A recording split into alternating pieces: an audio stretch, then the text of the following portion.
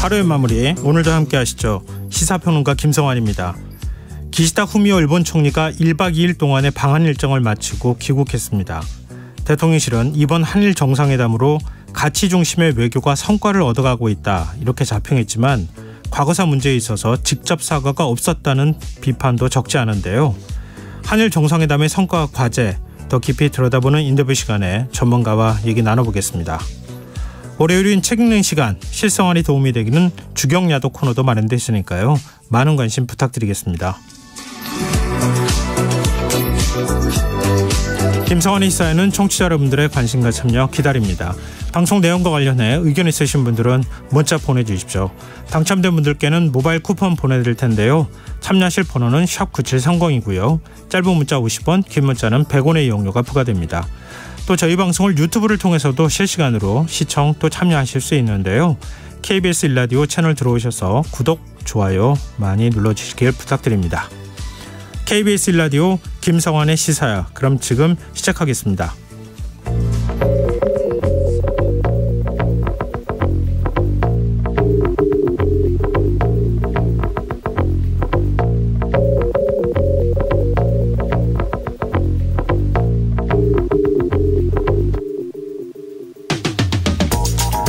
오늘 서울시청 앞 이태원 참사 시민 분향소에는 울음소리가 가득했다고 합니다. 대학생들이 이태원 참사 유가족들의 왼쪽 가슴에 붉은 카네이션을 달아드렸다고 하는데요. 이태원 참사 이후 처음으로 맞는 어버이날, 유가족들은 자녀들의 빈자리를 더욱 절실히 느낄 수밖에 없었을 것 같습니다.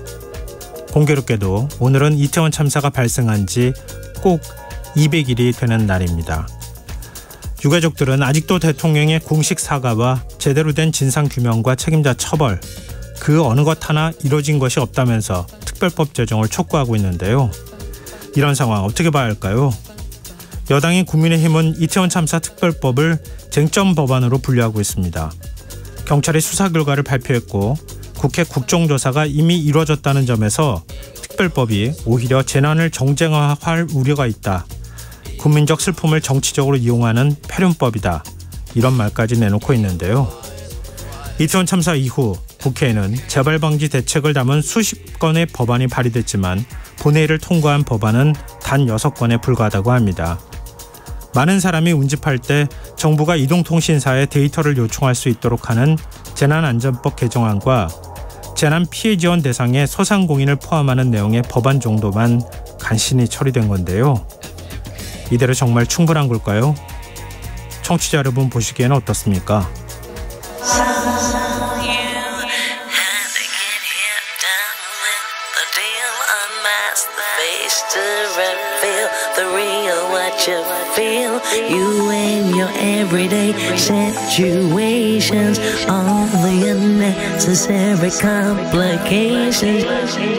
오늘 밤 당신 안의 꿈틀거리는 지식충전 본능이 깨어납니다.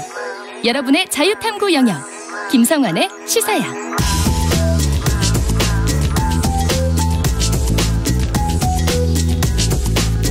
오늘 놓쳤던 뉴스 꼼꼼히 정리해드리는 뉴스 시간입니다. 김민아 시사평론가 나와 계십니다. 안녕하세요. 안녕하세요. 기시다 후미오 일본 총리 1박 2일 동안 첫 방한 일정 마치고 귀국했네요. 그렇습니다. 성남 서울공항으로 출국을 했는데요. 귀국하기 직전에 기자들하고의 이제 문답에서 전날 윤석열 대통령 관저에 초대받아서 개인적인 걸 포함을 해서 신뢰관계를 깊이 할 수 있었다고 느낀다. 그래서 신뢰관계를 한층 강화하고 힘을 합쳐서 새로운 시대를 열겠다. 이렇게 얘기를 했습니다. 지금 말씀드린 대로 전날 용산 대통령실에서 한일 정상회담을 진행을 했고 각종 현안을 논의를 했는데요. 한국 전문가의 후쿠시마 원자력 발전소 오염수 현장 시찰, 또 북한 도발에 대응하기 위한 안보 협력, 그리고 반도체 공급망 공조 등에 대해서 이제 공감대를 이루고 또 협의를 한 것입니다. 그리고 기시다 총리는 오전에 이제 한일 의원 연맹 간부들, 그러니까 이제 의원들하고 면담을 했고, 여기에 대해서 양국 관계를 지지하는 중요한 뼈대가 이제 이 모임이다. 그래서 감사하다 이렇게 얘기를 했고요. 또 이후에 이제 한국 경제인들과의 만남을 통해서 양국 경제 협력의 중요성을 또 강조하기도 했고, 함께 협력해서 발전해 나갈 것을 기대한다라고 강조를 했습니다. 네. 기시다 총리가 과거 역사와 관련해서 내놓은 발언이 있죠. 그렇습니다. 그게 이제 우리 언론의 상당한 관심사였고 기대를 많이 모았는데 네. 이 1998년 10월에 발표가 된 김대중 오부치 공동선언을 포함해서 역대 내각의 인식을 전체적으로 계승한다라는 입장을 재확인을 했습니다. 그리고 나서 사견임을 전제로 유감을 표명한 대목이 있는데요. 네. 혹독한 환경에서 많은 분이 고통스럽고 슬픈 생각을 갖게 된 데에 대해서 마음이 아프다. 이렇게 얘기를 했거든요. 예. 이게 아무래도 강제동원 배상 판결 문제와 관련돼서 피해자들에 대한 언급이 아니겠느냐. 이런 해석이 나왔는데 기자들이 이 발언의 어떤 취지 또 수위를 물어보니까 네. 나 자신의 생각을 솔직하게 얘기한 것이다 라고 답을 했습니다. 그건 사견이다라는 거여서 여러 가지 논란이 이제 나오고 있습니다. 그러니까 주어가 있느냐 없느냐 이런 얘기가 나오잖아요. 지금 방금 전에 말씀하신 것처럼 해석인 것이고 명시적으로 기시다 총리가 밝힌 건 아니죠. 해석인 것이고가 어떤 그러니까 주어가 누구한테 대한 얘기인지 일제강제동원 피해자에 대한 얘기인 것인지 아니면 또 다른 뭐 일제 위안부 일본군 위안부 할머님들에 대해서 얘기한 것인지에 대한 것은 명시적으로 밝히지 않은 거잖아요. 그뿐만 아니고 이제 혹독한 환경 이게 뭘 말하는지 그리고 고통스럽고 슬픈 생각이란 무엇인지 그리고 혹독한 환경과 고통스럽고 슬픈 생각이란 무엇 때문에 발생한 것인지 이런 것들을 다 얘기 안 한 것이죠. 예를 들면 강제동원 배상 판결과 관련돼서 일본 정부의 입장은 강제동원은 없었다 아니겠습니까? 네. 강제동원은 없는데 일본 정부는 징용공 문제라고 표현을 하고 있습니다.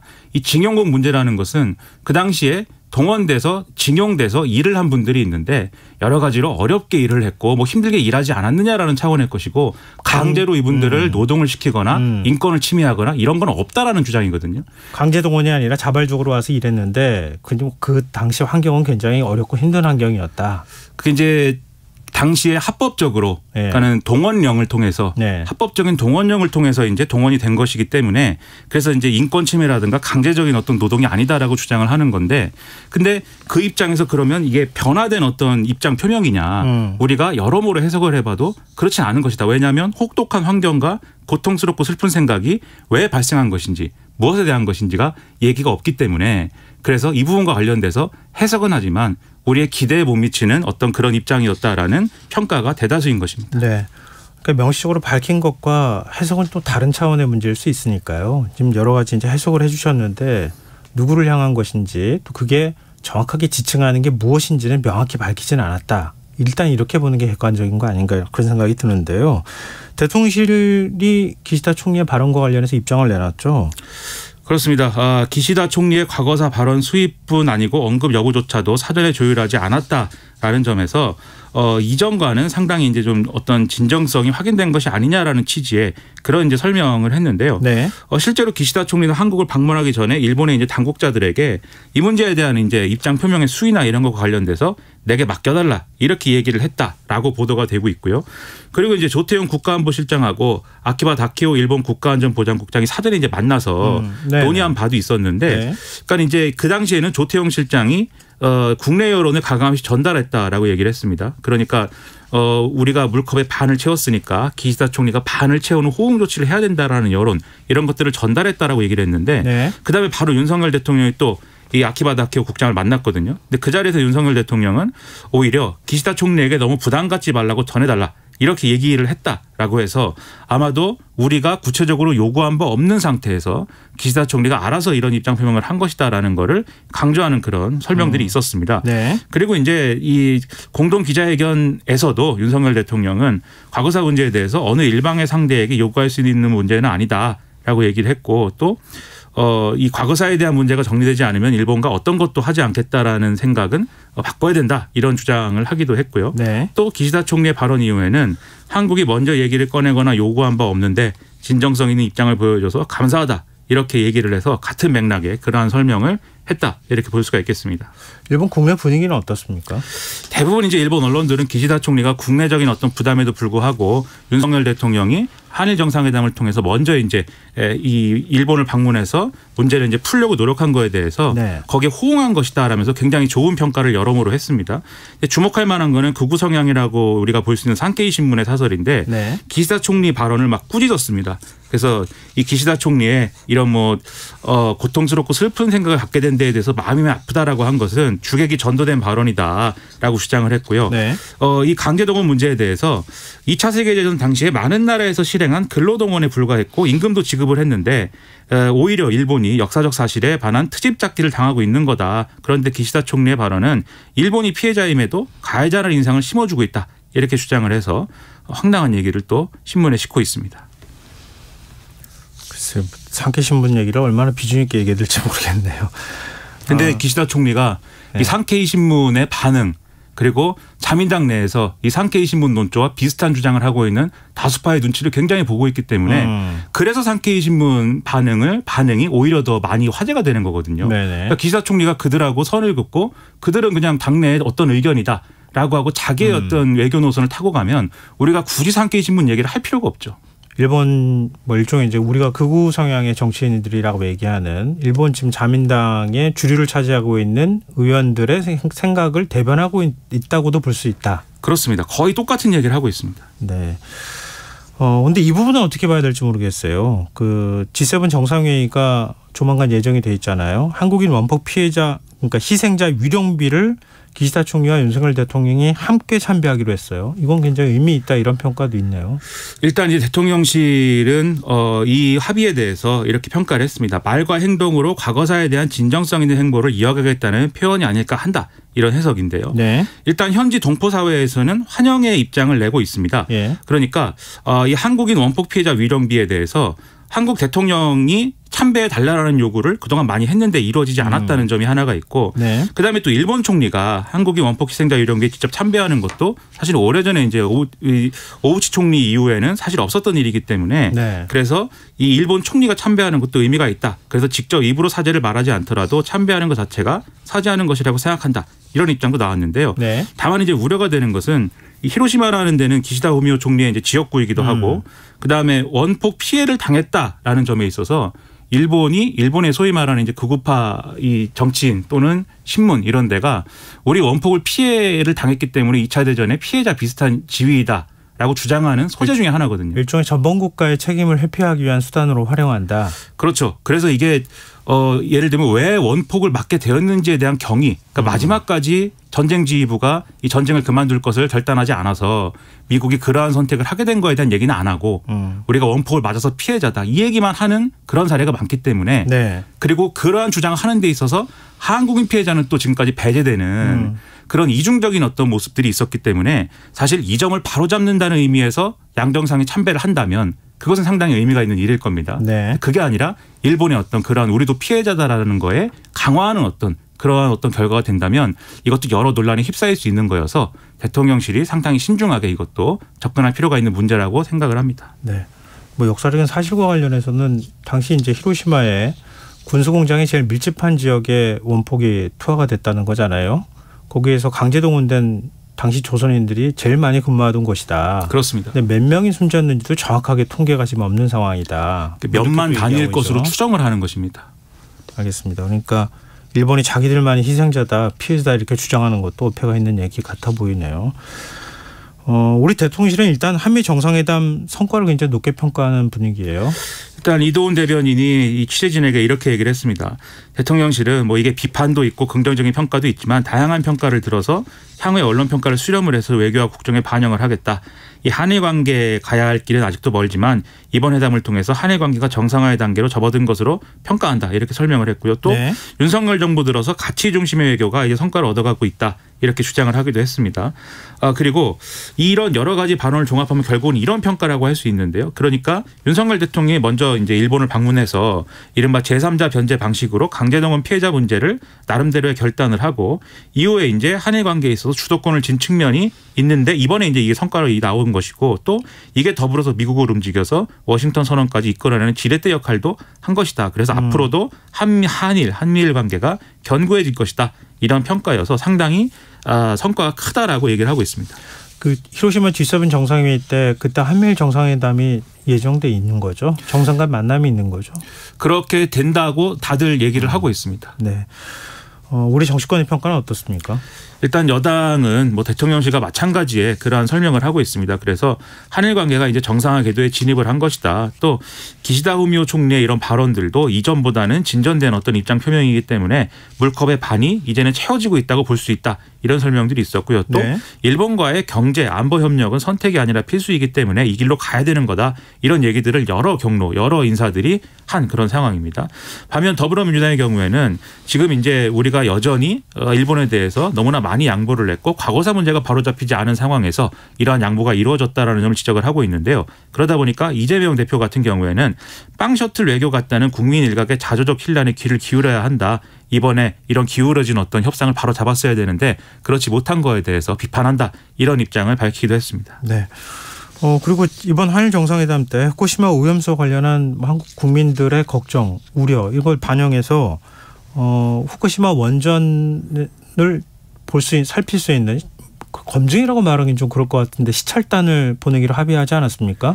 그게 당장 오는 23일 파견될 예정이라고요. 그렇습니다. 말씀하셨듯이 검증단 아니고 조사단 아니고 시찰단입니다. 네. 외교부 당국자가 가까운 시일 내에 한일 국장급 협의를 개최를 해서 23일부터 24일까지의 시찰단 파견 구체 내용을 협의할 것이다. 이렇게 얘기를 했는데요. 구체적인 일정으로는 아마도 경제산업성 그리고 도쿄전력 관계자를 면담을 하고 오염수를 해양 방류하는 시설인 해저 터널을 시찰하는 등의 일정이 진행이 될 것으로 얘기를 하고 있습니다. 그러면은 예를 들면은 일부 전문가들이 기대하는 것처럼 시료를 별도로 제공받는다거나 그런 걸 분석하거나 이런 기회는 주어지지 않을 가능성이 크다. 왜냐하면 경제산업성하고 도쿄전력 관계자를 면담을 하는 것은 그들이 이제 주는 어떤 여러 가지 내용을 브리핑 받는다라는 의미일 것이고 네. 이 해저 터널의 경우에는 그게 이제 여러모로 완비가 되어 있느냐를 검증하는 것이지 오염의 정도를 검증하는 게 아니거든요. 그렇기 때문에 아마도 이제 그럴 것 같은데 그런 이제 지적이 있다 보니까 이게 일본으로서는 어쨌든 후쿠시마 원전을 이렇게 열어서 보여주는 것도 나름대로는 결단을 한 것임에도 불구하고 결국 오염수 방류에 대해서 우리가 명분을 제공하는 역할을 하는 게 아니냐 이런 비판들이 야당 그리고 일부 시민단체를 중심으로 제기가 되는 그런 상황입니다. 네, 일단 뭐 우려의 목소리는 있을 수 있으니까요. 그럼 시찰단 가고 난 다음에 구체적으로 어떤 성과가 있는지 뭘 어느 정도 보고 올 수 있을지 이거는 결과를 좀 보면 어떨까 그런 생각이 드네요. 한일 정상회담 성과 과제는 잠시 뒤 이어지는 인터뷰 시간에 저희가 양기호 성공회대 일본학과 교수와 자세히 좀 분석해 보도록 하겠습니다. 계속해서 많은 청취 부탁드립니다. 지금 여러분께서는 KBS 1라디오 김성환의 시사회와 함께하고 계십니다. 계속해서 뉴스야 이어가겠습니다. 국민의힘 당 윤리위원회가 각종 설화로 논란을 빚은 김재현 태영호 최고위원에 대한 징계심의 지금도 진행 중에 있습니까? 일단 결론이 내려졌는데요. 이 결론이 내려졌는데 10일 날 다시 얘기하자가 결론입니다. 예. 그래서 10일 날 구체적인 이제 징계 수위와 관련돼서 결정을 할 것이다라고 윤리위가 설명을 하고 있는데 네. 오늘은 사실관계나 이런 것들을 추가로 파악할 필요가 있기 때문에 이 징계 구체적인 내용을 결정하지 않았다. 이렇게 설명을 하고 있습니다. 네. 일단 이제 구체적인 어떤 사실관계 파악이나 이런 것들은 아마도 뭐 이 태영호 최고위원 등의 어떤 주장이 있지 않습니까? 예를 들면 이진복 정무수석이 결단코 뭐 그러한 어떤 공천 관련 발언을 한 바 없다라는 주장이 하나가 있고 네. 그다음에 이 후원금 명단 유출 그다음에 녹취록 유출과 관련돼서 이 보좌진을 지금 뭐 고발을 한 그런 상황이기 때문에 아마도 그런 것들에 대한 뭐 입장 표명이나 이런 것들을 추가로 보겠다는 게 아니냐 이런 해석이 나오는데요. 뭐 구체적인 내용은 아마도 10일 날 징계 수위가 결정에 대해 알 수 있을 것 같고요. 김재원, 태영호 두 최고위원의 경우에는 오늘도 이제 이와 관련돼서도 입장 표명을 하고 이랬기 때문에 아마도 남은 기간 동안에도 여러모로 논란이 이어질 걸로 보입니다. 일단 오늘 윤리위 회의는 두 최고위원의 소명을 듣는 정도의 자리였다 이렇게 봐야 될 것 같네요. 최종 징계 수위가 결정돼서 나온 건 아니니까요. 그러니까 다음번 회의 때 아마 징계가 결정이 되겠죠. 그러면 10일 날은 결정을 한다라고 얘기를 하고 있는데 근데 예를 들면 이제 윤리 부위원장인 전주혜 의원 같은 경우에는 가급적이면 오늘 좀 결론을 낼 수 있도록 하겠다 이렇게 사전에 얘기를 했거든요. 왜냐하면 여러모로 지금 여론에 미치는 영향이 굉장히 악영향이 있기 때문에 네. 빨리 결론을 내려고 한다라고 얘기를 했는데 그렇지 않았다라는 것은 아마도 추정하기로는 이 태영호 최고위원, 김재원 최고위원이 아마도 소명 단계, 소명 과정에서 상당히 강한 반발이나 주장을 하지 않았겠느냐 이렇게 해석을 할 수가 있는 상황이라고 보입니다. 근데 징계가 나와도 사실은 걱정이에요. 중징계가 나온다 하더라도 두 최고위원이 뭐 최고위원직을 사퇴하거나 그럴 가능성은 별로 없어 보여요. 오늘 입장을 내놨죠.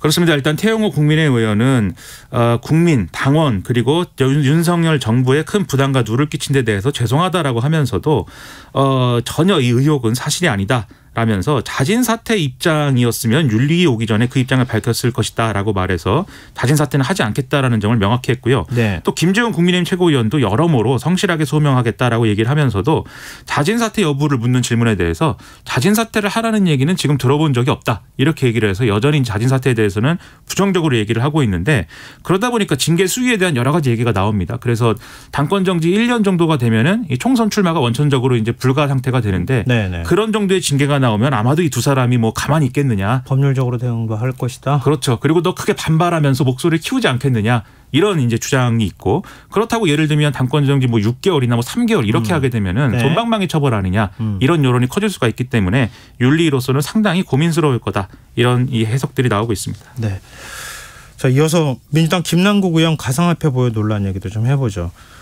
국민의힘이 오늘 김남국 의원을 국회 윤리특위에 제소했어요. 그렇습니다. 오늘 국회 의안과에 김남국 의원을 국회 윤리특위에 제소하는 징계안을 제출을 했는데요. 네. 그러니까 이게 지난해 1월에서 2월 사이에 이 암호화폐 이른바 이제 위믹스라는 이름을 가지고 있는 암호화폐 80만여 개 그러니까 이게 최대 가치가 한 60억여 원까지 됐던 시기가 있는 그런 암호화폐라고 하는데 네.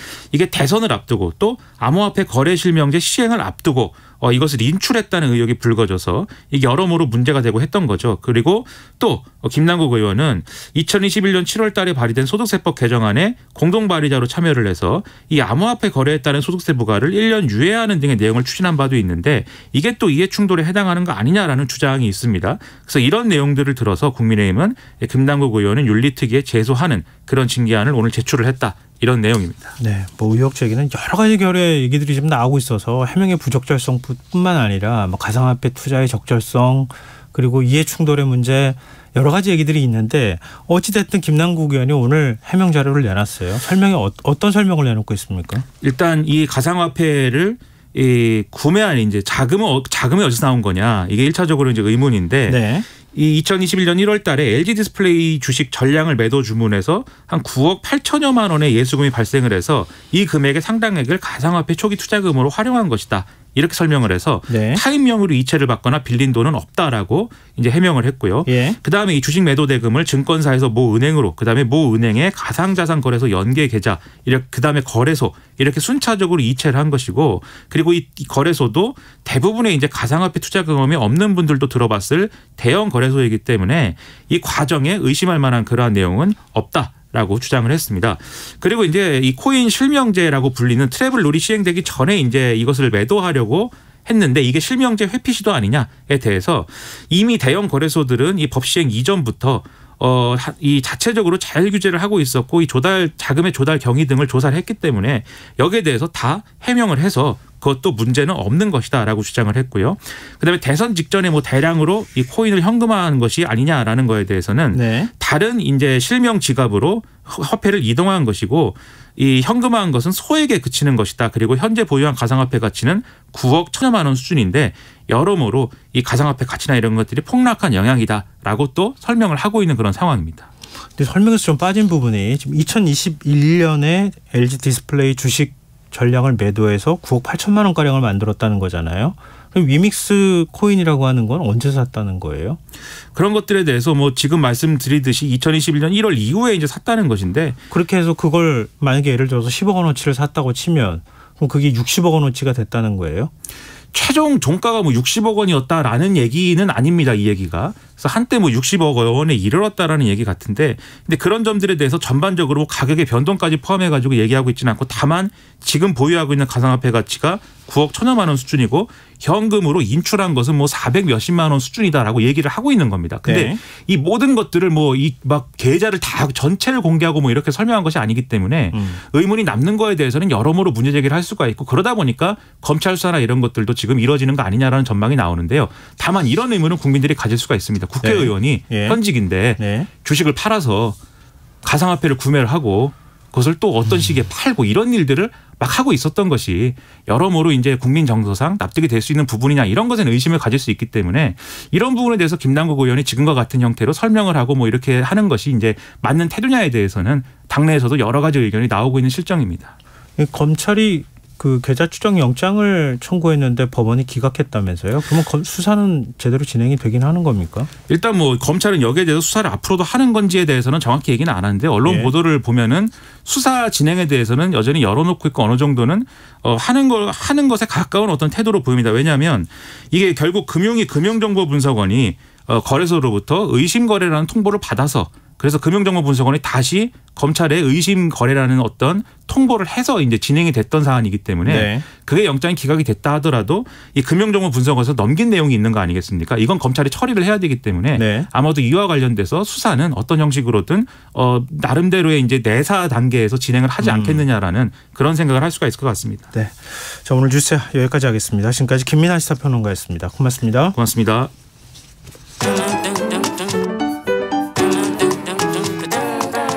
일일 시사권장량 채워가세요. 골고루 담았습니다. 당신만을 위한 하루 시사 김성환의 시사야. 지난 3월 윤석열 대통령 방일에 이어서 기시다 후미오 일본 총리가 지난 7일 용산 대통령실에서 윤석열 대통령과 한일 정상회담을 했습니다. 정치권 평가는 극과 극으로 지금 엇갈리고 있는 상황인데요. 지금 한일 정상회담 성과의 의미는 무엇이고 앞으로 한일 관계는 어떻게 될지 양기호 성공회대 일본학과 교수 연결해서 얘기 나눠보도록 하겠습니다. 교수님 안녕하십니까? 네, 안녕하세요. 네, 교수님 일단 간략하게 총평을 먼저 좀 들어보고 싶습니다. 뭐 적어도 이제 한일 관계가 그동안 상당히 오랫동안 냉각기가 있었고요. 네. 또 그런 면에서는 12년 만에 한일 양국 간의 셔틀 외교가 완전히 부활했다는 점에서는 매우 긍정적입니다. 또 한일 간의 어떤 경제적인 대화라든지 아니면 협력, 그다음에 한일 간의 안보 대화, 안보 협력 이런 부분에 대해서 상당히 이제 진전된 것은 사실인데 아쉽게도 이제 국민들의 눈높이에 적어도 일본 기시다 총리의 과거사에 대한 그런 사죄 반성이 전혀 없지 않았습니까? 그런 점 너무 아쉽고요. 그다음에 후쿠시마 오염수 문제에 있어서도 적절한 이 통제 수단을 우리가 완전히 담보하지 못했다는 점에서는 좀 아쉬운 대목이 남아 있습니다. 네, 먼저 역사 인식에 대해서 말씀 여쭙고 싶은데요. 기시다 총리가 개인 사견임을 전제로 해서 많은 고통을 받으신 분들에 대해 마음이 아프다. 뭐 이런 취지의 발언을 했어요. 이 대통령실에서는 한일 관계가 한 단계 더 진전된 것이다. 이런 평가를 내놨거든요. 지금 과거사에 대해서 분명한 입장을 내놨다고 평가할 수 있을까요? 아니, 그것은 이제 개인적인 사견이기 때문에 물론 이제 그 어떤 감성적인 차원에서 한국 국민에 대한 배려라든지 어떤 본인의 어떤 그런 어떤 기분을 마음을 나타낸 것에 대해서는 저는 나름대로 이제 의미는 있다고 봅니다만은 어디까지나 이제 지난번 도쿄에서 했던 그런 과거사에 대한 정부 기존의 담화를 답습한다라는 것은 지금도 전혀 바뀌지 않았거든요. 그러니까 일본 정부의 공식 입장은 하나도 바뀌지 않은 겁니다. 근데 거기에는 이제 1910년이 합법이라는 것도 있고 강제징용 없었다는 것도 있는데 그 부분에 대해서는 전혀 터치하지 않았고 단지 이제 본인의 개인적인 사견으로서 당시 이제 혹독한 환경 속에서 뭐 여러 가지 어렵고 힘든 뭐 슬픈 여러 가지 경험을 하신 분에 대해서 나는 마음이 아프다는 사견이기 때문에 이것 자체를 이제 어떻게 평가하는가의 문제인데 뭐 그걸 긍정적으로 평가하는 것하고 또는 이제 뭐 히로시마 원폭 피해자 조선인 위령비에 한일 양국 정상이 공동으로 같이 가가지고 이런 그 참배하는 거 이런 부분들은 감성적인 측면에서는 기시다 총리 나름으로 상당히 성의를 보이고 있다는 것은 분명합니다. 네, 그럼에도 불구하고 아직까지 이제 정부 간 차원에서의 공식적인 사죄가 조금 더 오히려 더 고착되어가는 그러니까 이제 뭐 아베 담화도 승계하고 김대중 오부치 공동선언도 승계하는 점에서는 그런 점에서 좀 아쉬운 대목이 많이 남아 있습니다. 이것은 이제 앞으로 얼마나 더 채워갈지는 모르겠지만 아직까지 단계에서는 적어도 국민들의 눈높이에 비하자면 굉장히 조금 기대에 못 미치고 있다는 것은 분명한 사실입니다. 근데 뭐 제3자 배상안 내놨을 때 윤석열 대통령이 또 그리고 대통령실에서 설명하기로는 성의 있는 호응 조치를 기대한다는 거였었잖아요. 맞습니다. 근데 그 호응 조치가 어느 정도까지 지금 나왔는가? 여기에 대한 평가는 지금 이 시점에서의 평가는 조금 부족하다. 이런 평가에 가깝지만 만약 미래적인 평가를 한다고 하면 앞으로 더 내놓을 조치가 있다고 하면 우리가 너무 섣불리 평가하는 것은 좀 문제가 있지 않느냐라고 하는 반론도 있을 것 같거든요. 근데 윤석열 대통령의 발언을 봐도 그런 게 담겨져 있어요. 그러니까 아키바 국가안전보장국장을 만난 자리에서 기시다 총리에게 너무 부담 갖지 말라고 전해달라 이렇게 당부를 했다고 하고 이번에 기시다 총리 입장을 듣고 난 다음에 진정성 있는 입장 보여줘서 감사하다 이런 입장 보였다고 하거든요. 네, 뭐 그런 점에서는 이제 감성으로나마 뭐 일본 정부는 한계가 있거든요. 예. 뭐 그런 일본 정부의 기존 입장이라는 것은 바뀌지 않기 때문에 뭐 총리 대신 개인적으로 그것을 과감하게 할 수 있는 일본 국내 정치적인 환경은 분명히 아닙니다. 그런 점에서는 일정하게 이제 기시다 총리가 자민당 내에서 상당히 리버럴 쪽에 속하거든요. 네. 그리고 이제 피폭했던 그런 히로시마 출신자입니다. 그러다 보니까 한국에 대한 관심이나 배려도 분명히 있어요. 저는 이제 그건 인정하는데 이번에 적어도 우리가 그동안에 얼마나 통 큰 양보를 했습니까? 사실 대법원의 판결이 있는데도 윤석열 대통령이 상당히 통 큰 양보를 했거든요. 지지율이 10% 떨어졌는데 거기에 상응할 만한 성의 있는 호응 조치라고 생각한다면 그 기준에 미치지 못하는 것은 분명하죠. 그렇지만 이제 뭐 기시다 총리 나름으로는 개인적으로 상당히 나름대로 뭐 배려하고 성으로 보였다는 것은 인정합니다. 네네. 네. 그러면은 우리가 그럼 과연 국익 외교라고 하는 차원에서 보면은 얻을 게 무엇이었고 일본 기시다 총리는 뭘 가져갔는가 이렇게 또 볼 수 있을 것 같은데요. 후쿠시마 방사능 오염수 처리 문제. 이 시찰단 우리가 검증할 수 있게 됐다라고 하는 점에서는 대통령실에서 상당히 평가를 하고 있는 것 같은데요. 거꾸로 또 일본에서 본다고 하면은 오염수 방류를 앞둔 상황에서 한국의 동의가 필요했던 거 아니냐 이렇게 평가가 엇갈리거든요. 교수님 의견은 어떠세요? 그것은 이제 일본적인 시각에서 본다면 사실 이것은 이제 해양 주권이고 자국의 문제이기 때문에 한국이 여기에 대해서 개입하는 것은 안 된다는 것은 입장은 보일 수는 있죠. 네. 그리고 이제 일본 내에서는 이것은 상당히 안전하다. 예를 들면 IAEA가 지금 벌써 5번 정도 중간 시찰을 했는데 그동안은 별 문제가 없다는 것이 IAEA 입장이거든요. 그러니까 IAEA 국제원자력기구 최종 보고서가 이제 다음 달에 나옵니다. 근데 이번에 어제 이제 기시다 총리 발언을 보게 되면 그 과학적인 IAEA 국제원자력기구의 보고서를 근거해가지고 거기에 근거해서 일본 국내적인 절차를 진행한다는 발언이 있거든요. 근데 그런 점에서는 시찰단은 시찰단대로 하는 것이고 그렇지만 IAEA 보고서가 나오면 거기에 그 검증 결과를 보고 나서 거기에 따라서 방류 여부를 결정한다는 식으로 돼 있어요. 그렇기 때문에 기본적으로는 이건 일본 국내의 주권 사항입니다. 우리가 완전히 개입할 수는 없어요. 그런데 이제 그런 절차를 이야기했지만 또 한편으로는 기시다 총리가 적어도 한국과 일본의 국민들의 건강과 또는 해양 환경에 악영향, 나쁜 영향을 미쳐서는 안 되는 방향으로 본인은 방류 문제를 결정하고 싶다는 것은 분명히 그런 뜻은 전달했거든요. 그런 점에서는 이제 저는 기시다 총리 개인의 의지가 굉장히 중요하다고 보고 사실 따져보면 지금 2011년 3월 달에 통일본 대지진이 일어나고 나서 무려 지금 12년간 그 130만 톤의 물이 저장이 돼 있는 겁니다. 그리고 제가 알기로는 그 옆에 땅이 많이 비어 있어서 조금 더 과장해서 이야기하면 앞으로 10년간 그것도 저장할 수도 있어요. 그 공간에 얼마든지 탱크를 저장할 수 있습니다. 그런 점에서는 기시다 총리 본인이 말씀하셨듯이 이 문제에 대해서는 한국과 밀접한 의사소통을 하겠다는 것을 이번에 말씀하셨거든요. 그런 점에서는 시찰단을 받아들인 것도 저는 그런 일환이라고 보고 있고 거기서 어느 정도 검증이 되고 또는 이제 그 과정에서 방류 이전까지 한국과의 충분한 의사소통을 통해 가지고 적어도 이 문제에 대해서는 한국 국민들의 의사가 충분히 반영되도록 하는 그런 절차적인 좀 조치가 필요하고 그런 부분에 대해서는 일본 측도 잘 알고 있습니다. 또 이제 저는 개인적으로는 이 부분은 절대 방류해서는 안 된다는 입장이거든요. 그런 부분에 대해서는 우리 대통령실도 잘 알고 있으니까 지금은 한일 양국 간의 신뢰관계는 어느 정도 형성이 됐어요.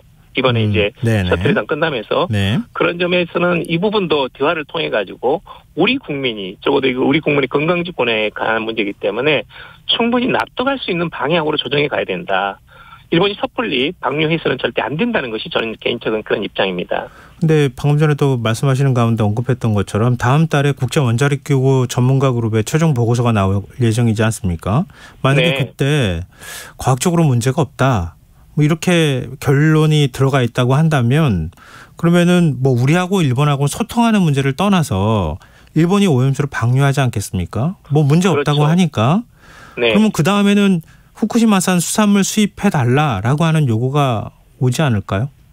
맞습니다. 지금 말씀하셨듯이 이제 사실은 대만도 후쿠시마 오염수 방류 반대거든요. 네, 그런데 이제 그 뒤로 시찰단을 보냈습니다. 보내가지고 시찰단에서는 방류해서는 안 된다는 입장이 나왔지만 대만의 경우에는 이제 사실은 그 일본 측은 그걸 받아들이지 않았고, 그리고 이제 그 뒤로 이제 대만의 경우에는 이제 아무래도 일본과의 관계라는 게 중요하잖아요. 중국 위협 같은 것도 있고. 그러다 보니까 이제 그걸 지금 대만에서 약간 그 후쿠시마 수산물 수입 규제를 완화를 했습니다. 그런데 아직까지는 이제 중국하고 한국이 가장 이 문제에 대해서는 보수적이거든요. 수입 규제는 안 된다. 수입 규제 해야 된다는 것이고, 말하자면 이걸 풀 수는 없다라는 것이 우리 측의 입장인데, 진작부터 이 부분에 대해서는 우리가 제소를 해가지고 이게 가지고 결국 이제 그걸 수입 규제를 지금 실시를 하고 있는데, 그쪽에서는 이걸 해달라고, 말하자면 일본산 수산물이 한국에 들어갈 수 있도록 풀어달라고 계속 지속적으로 요청을 하고 있습니다. 그런데 이것은 오염수 방류하고 수산물을 수입하는 것은 또 다른 차원의 문제입니다. 실제로 이제 후쿠시마 수산물은 우리가 본다면 이미 트리튬, 그건 뭐 몸에서 완전히 없어지지 않습니다. 그 부분이 누적된 그 생선이 우리 식탁에 올라오는 거거든요. 근데 그럴 경우에는, 그걸 해제할 경우에는 국내에는 수많은 수산업 관계자들이든지 어민이라든지 또는 이제 자영업자들이 큰 타격을 받을 수밖에 없습니다. 그건 우리 현실이고, 그런 점에서는 적어도 후쿠시마 오염수에 대해서 방류 문제에 대해서 한국과 일본 간에 상당한 의사소통이 있고, 적어도 수년 걸쳐가지고 이 부분에 대해서 우리 국민 정서적으로 또는 과학적으로 수용할 수 있는 그런 환경과 토대가 만들어지고, 그 다음에 후쿠시마 수산물은 우리가 수입을 할 것인지 말 것인지, 그건 어디까지는 우리의 주권 사항이기 때문에 그 단계에서 결정을 해야 됩니다.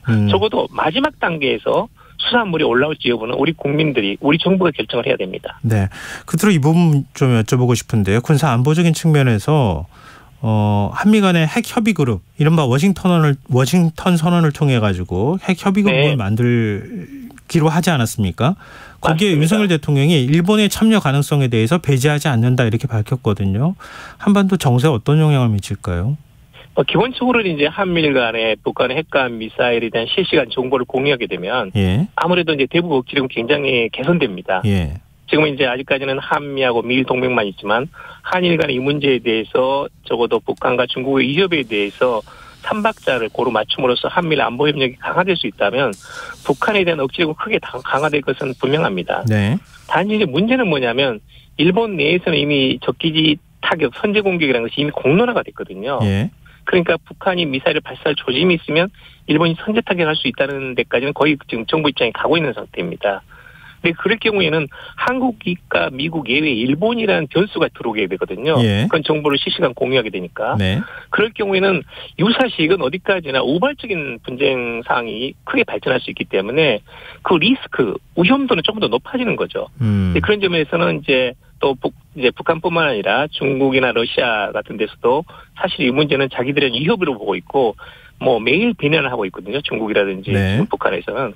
그렇기 때문에 다양한 변수를 보면서 이 문제를 좀 더 장기적인 차원에서 일본의 참여 여부를 고려할 필요가 있다고 보고, 사실 지금 이번 한일 정상회담에서도 한일 간의 그런 그 군사 정보를 실시간 공유하는 데까지는 지금 이야기가 진행이 됐습니다. 여러 가지 좀 다양한 측면에서 볼 필요가 있다라는 점을 말씀드립니다. 네, 알겠습니다. G7 정상회의가 끝나고 나면 뭔가 또 가시적인 조치가 있지 않을까, 그 조치 결과를 좀 저희가 지켜보면 어떨까 싶습니다. 오늘 말씀 고맙습니다. 맞습니다. 네, 감사합니다. 네, 지금까지 양기호 성공회대 일본학과 교수였습니다.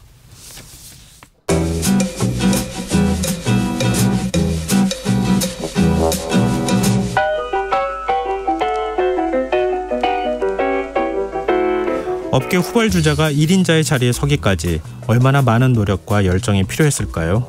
실용서부터 경제 경영 인문학까지 실생활에 도움이 되는 책 함께 읽어보는 시간입니다. 주경야독 성신여자대학교 겸임교수이자 북튜버 이시안 작가 나와 계십니다. 안녕하세요. 네, 안녕하세요. 네, 오늘은 어떤 책입니까? 네, 오늘 소개해드릴 책은요. 처음에는 제가 이 책을 고를 때요. 네. 책의 재질이 너무 특이해요. 네? 이게 약간 보들보들한 느낌인데, 네. 그러니까 무슨 그 신발 껍데기 같은 그런 느낌의 책이에요. 가죽 같은 느낌. 네, 약간. 네. 그래서 이거 특이하다 해서 골랐었는데, 네. 그리고 이제 읽다 보니까 주인공의 행보가 너무 궁금해지더라고요. 그리고 마지막엔 이게 진짜 책의 내용 그대로인가 의문스러운 점도 있어가지고요. 네. 정말 단숨에 읽어내려간 책입니다. 나이키 회사의 설립자이자 전 회장인 필 라이트가 쓴 책 슈독입니다. 누가 나이키 아니랄까 봐. 네. 책도 어떻게 신발처럼 그렇게 만드셨는지. 그러니까요. 근데 슈독. 좀 알려지긴 한 책이죠. 읽으신 분들이 적지는 않을 것 같은데요. 네, 그 예전부터 이제 많이 읽으셔가지고요. 네. 지금도 CEO들이 많이 읽는 책이기도 하고요. 네. 그리고 자기계발서를 좋아하시는 분들이라면 또 굉장히 좋아하시는 책이기도 합니다. 특히 이 책이 처음 나온 게 2016년인데요. 네. 이때 빌 게이츠가 추천을 했거든요. 그래서 전 세계적으로 엄청난 베스트셀러가 된 책인데요. 네. 알고 보면 이 빌 게이츠랑 필 라이트랑 되게 친한 친구예요. 사감이 된 거예요. 저도 책을 내는 작가 입장에서 이렇게 추천해주면 전 세계적인 베스트셀러가 되는. 그러면 추천해줄 맛이 나죠. 이런 영향력을 가진 친구가 있는 게 너무 부럽더라고요. 혹시 제가 추천하면 안 될까요? 추천은 좋습니다. 영향력은 모르겠으나 추천은 좋습니다. 네, 저도 그거 자신할 수가 없네요. 네.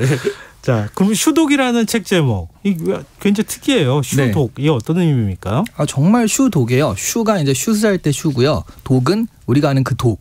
그러니까 직역하면 신발 개거든요. 네. 무슨 얘기입니까? 근데 뭐 핫도그가 뜨거운 개는 아니듯이요.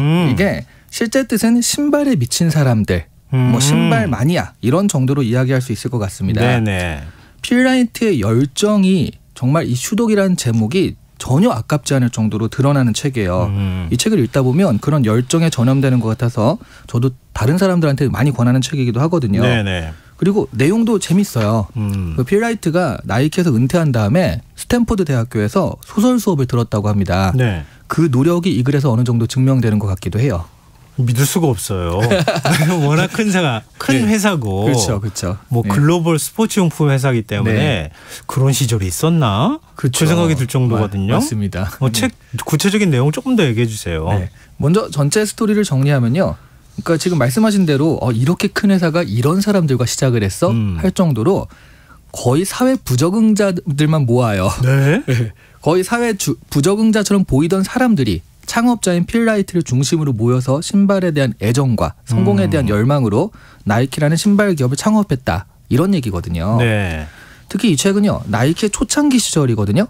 그러니까 창업을 했을 때부터 1980년까지만 이야기가 있어요. 그러니까 정말 잘 되고 큰 기업의 이야기가 아니라 정말 손에 땀을 쥐는 아주 치열한 벤처 기업의 스토리 같은 느낌이죠. 네.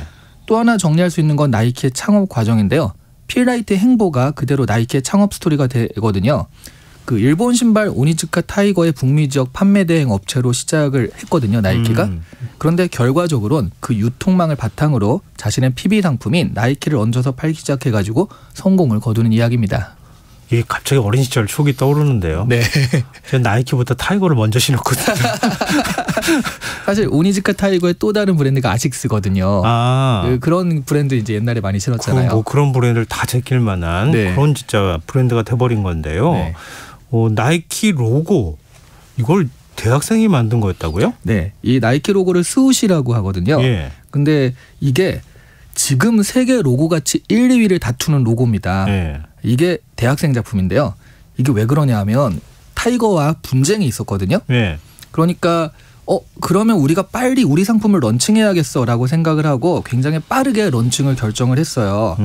그리고 상표를 생각하고 로고를 만들 시간이 부족하거든요. 예. 그러니까 시간에 쫓기다 보니까 일단 빨리 만들고 보자. 그랬겠죠. 예. 그리고 당시에서는 크게 이제 돈이 없는 그런 기업이었으니까. 돈 많이 들여가지고 디자이너 회사에다 맡기기도 쉽진 않았을 거 아니에요. 그러니까 빨리 내일까지 뭘 해야 돼. 뭐 거의 이런 상황이었거든요. 그때 대학생인 캐롤린 데이비슨이 이것을 디자인을 맡아가지고요. 네. 나이키한테 받은 돈이요. $35였습니다. 35달러요? 네. 근데 뭐 디자인하는데도요. 17.5시간 정도 걸렸대요. 시간당 $2인 셈인 거죠. 아니 그러니까 지적재산권 함부로 넘기면 안 돼요. 그렇죠. 네. 그런데 또 재밌는 게 데이비슨이 로고를 완성한 다음에 나이키 그때 경영진한테 보여주니까 이거 별론데 보면 볼수록 좋아질 수는 있을 것 같다. 이러면서 이제 그냥 채택을 하자는 반응이었다고 합니다. 그래서 근데 그럼 내가 수정을 좀 하겠다라고 하니까 됐다고 지금 시간이 없으니까 마감 시간이 중요하다라고 해서 그냥 이 모양으로 결정을 했거든요. 네. 보통 그런데 이렇게 되면 대학생 입장에서는 나중에 얘기하셨듯이 지적재산권을 넘겨서 막 억울하다 이런 말이 나올 수 있는데요. 그때 저는 의리였어요. 네, 그렇죠. 네. 근데 이 1983년에 데이비슨에게 감사를 표하면서 깜짝 파티로 나이키 로고 모양의 다이아몬드가 박힌 금반지도 주고요. 나이키 주식도 좀 줬다고 그래요.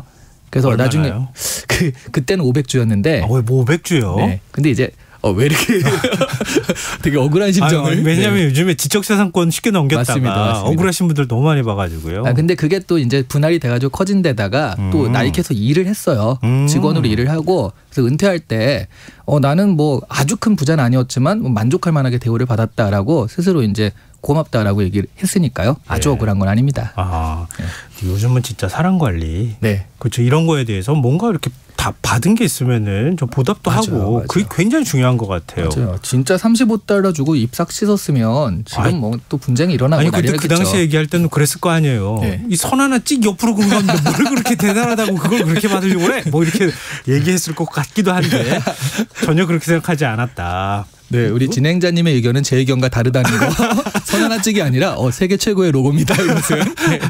그 당시 얘기를 제가 그렇죠. 하는 그 당시에요. 네. 근데 이 책 두고 예전에 이런 비슷한 자기계발서 보고 난 다음에 봤더니 그 기업 운영하는 거 보니까 정말 실망이야. 네. 그때 그 책 읽었을 때는 그렇지 않은데 이렇게 하는 분들이 꽤 있어요. 저도 그런 실망감을 느낀 적이 있거든요. 맞습니다. 근데 이 책 읽고도 이건 너무 자기 합리화하는 거 아니야? 이런 비판도 있다고요. 그러니까 이때 자기 합리화는 오히려 저런 것 때문이에요. 그 오니즈카 타이거와의 소송 때문이거든요. 네. 사실 나이키가 일본 신발 브랜드인 오니즈카 타이거와 소송을 벌인 건 굉장히 유명한 얘기거든요. 네. 소송 과정에서 그 타이거 측이 나이키를 비난한 내용은 이런 거였어요. 필라이트는 1962년 일본에 가서 블루 리본이라는 회사가 있는 것처럼 속였습니다. 그리고는 이런 사기 행각을 계속하기 위해 속임수를 쓰고 절도를 하고 스파이를 고용하는 일도 마다하지 않았습니다. 이렇게 비난을 해요. 예. 그런데 이 책에서 보자면요. 이 말이 조금은 맞아요. 그래요? 네. 그러니까 지금 블루 리본이라는 회사가 있는 것처럼 속였다고 그랬잖아요. 근데 진짜로 그렇거든요. 그러니까 블루 리본이라는 회사가 있는 것처럼 속이는 과정이 있어요. 그러니까 일본에서 그 사람이 오니까 여기서 급하게 그러니까 내가 이 판매권을 좀 획득하는데 그걸 급하게 회사가 있는 것처럼 보이려고요. 막 주변 사람들한테 막 설득하고 얘기하고 해가지고 그런 위기의 순간이 있는데 그거를 기지와 순발력으로 넘어가는 아주 좋은 예로 포장이 되어 있거든요. 이 책에서. 네. 이 책을 읽으면 나이키 쪽의 그 합리적인 제안과 구성에 대해서 오니즈카 타이거는 아주 탐욕적으로 신의 없이 움직이는 기업으로 나오는데요. 그건 어떻게 생각하면 미국의 입장이죠. 그렇죠. 네. 그리고 나이키의 입장으로 쓰여진 글이잖아요. 네. 뭐 이 글을 보면 그런가 보다라는 생각이 들긴 하는데요. 근데 사실은 유통만뿐만 아니라 나이키는 오니즈카 타이거와 디자인, 모델명까지 놓고서 소송을 벌이기도 했거든요. 네. 그 얘기는 어느 정도 이렇게 좀 그 베꼈다라는 얘기도 되는 거잖아요. 예. 그게 이제 법원이 나이키의 손을 들어주긴 했어요. 근데 그게 미국 법정이잖아요. 네. 미국이 자유무역주의 나라라고 생각을 많이들 하시는데요. 네. 사실은 철저하게 보호무역으로 큰 나라잖아요. 기업 간의 분쟁이 일어나면 미국이요. 거의 미국 기업의 손을 들어줍니다. 애플과 삼성의 분쟁이 있었을 때 삼성이 이긴 예는 거의 없거든요. 그런 걸 보면 또 나이키가 사실은 이 부분에서는 조금 그 스스로 좀 캥긴 곳이 있다. 이런 생각을 좀 할 수가 있고요. 그래서 이 책이 그런 면들을 좀 약간 미화하기 위해서 나온 것이다. 라고 뭐 그런 생각도 한다는 거죠. 솔직히 말씀하셔가지고 진짜 조금 미화한 거예요? 아니면은 좀 지나치다 싶을 만큼 미화한 거예요? 되게 어려운 질문인데요. 적당하게 미화하고 있습니다. 야, 너무 정치적이신 것 같은데. 근데 조금 많이 미화하긴 해요. 자, 그래서 이런 논란 때문인가요? 책의 진정성을 의심하는 목소리도 있다고요? 네, 이게 나이키가 세계적인 기업이 됐잖아요. 그리고 슈독이라는 책 역시 세계적인 베스트셀러가 되는데요. 근데 2016년에 필라이트가 은퇴하고 쓴 책이잖아요.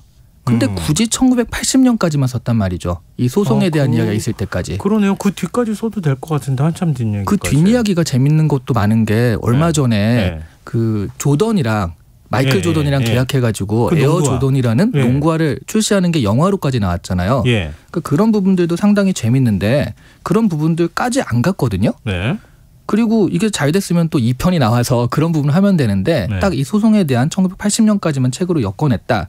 이런 것들이 일각에서는 이게 좀 처음 기업의 설립 과정에서 부도덕한 그런 어떤 소송이 있었기 때문에 그런 부분을 의심을 해소하기 위해서 나온 책이다. 이렇게 생각하는 분도 있는 거죠. 아, 그 뒷얘기는 굳이 설명할 필요 없고 초창기에 나를 의심하는 시선이 있으니까 아, 사실은 그게 아니었어. 이거를 얘기하기 위해서 책을 냈다고요? 네, 뭐 그렇게 의심하는 분도 있다라는 거죠. 네, 정치적으로. 저를 그 한 사람으로 만드셨어요, 갑자기. 자, 그러면도 여러 논란이 있기는 하지만 이 책을 읽어야 할 필요가 있다고 생각하니까 갖고 오시지 않았겠어요? 그런 외부적인 지식을 빼고 그냥 보면요. 개인적으로는요. 필라이트의 열정과 스토리는 아주 재밌고 감명 깊기까지 해요. 이게 어느 정도냐면 제가 예전에 오사카에 여행을 갔다가 이 책을 들고 갔거든요. 근데 오사카 여행까지 갔는데 이 책은 그러니까 뭐 카페에서 잠깐 뭐 누구 기다릴 때 이럴 때 읽으려고 들고 간 건데 너무 재밌어가지고요. 그러니까 여행을 하루 포기하고 하루 왼종일 카페에 앉아서 이 책을 읽은 적이 있어요. 근데 하필이면 일본 가수 가지고 가서 읽으셨어요. 그러니까요. 하필이면. 참 그 강변에서 좋았는데. 그만큼 너무 재밌고요. 그리고 창업자의 열정. 한 가지 일에 미치면 이렇게까지 할 수 있나 할 정도의 그런 열정들이 드러나고요. 신념과 의지 이런 것들이 책을 타고 그 읽는 사람들한테 이게 넘어 들어오더라고요. 이 책을 읽고 나면 정말 내 안에 꿈틀꿈틀 막 이런 것들이 일어나거든요. 열정이 전염된다는 것이 이런 것이다라는 걸 느낀 책이에요. 그래서 좀 힘이 많이 빠지시는 일이 있거나 사는 게 지루하다고 느껴지시거나 번아웃이 오시거나 아니면 의지가 꺾인다고 느끼시는 분이라면 이 책 한 번쯤 읽어보시길 권합니다. 이 현실에 막 팍팍하게 있는데 그 삶 안에 뭘 해도 안 될 것 같은 느낌이 들 때 신발 너네들이 무슨 신발을 만들어? 그랬는데 만드니까 이렇게 큰 기업도 만들고 그렇죠. 그런 성공 스토리를 한번 읽고 나면 뭔가 좀 기분 전환이 되거나 도전해볼 다시 의욕이 생긴다는 거잖아요. 네, 그렇습니다. 오죽하면 슈독이라는 개라는 소리를 들을 정도로 정말 와 하나에 미치면 이렇구나를 느낄 수 있어요. 네, 알겠습니다. 오늘 주경야독 여기까지 하겠습니다. 지금까지 북튜버 이시안 작가와 함께했습니다. 오늘 말씀 고맙습니다. 네, 감사합니다. KBS 라디오 김성환의 시사 1부 순서 여기서 마무리하겠습니다. 전 11시 정각 2부에 다시 찾아오겠습니다.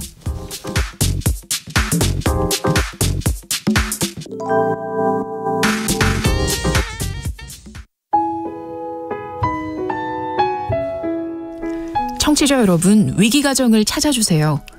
어려운 경제 상황 속에서 긴급한 경제적 지원이 필요한데도 복지 사각지대에 놓여 있어 아무런 지원도 받지 못하고 극한 상황으로 내몰리고 있는 위기가정이 늘고 있습니다. KBS 강태원 복지재단에서는 가정의 달을 맞아 사회 안전망에서 벗어나 위기에 처해 있는 가정을 발굴해 긴급 지원하는 사업을 시작합니다. 여러분 주위에 스스로의 힘만으로는 도저히 일어설 수 없는 힘든 이웃이 혹시 있는지 찾아봐 주세요. 우리 사회의 건강한 구성원으로 신속히 복귀할 수 있도록 KBS 강태원 복지재단이 작은 힘을 보태겠습니다. 여러분의 제보 전화를 기다립니다. KBS 강태원 복지재단 제보 전화 1533-0900, 1533-0900입니다.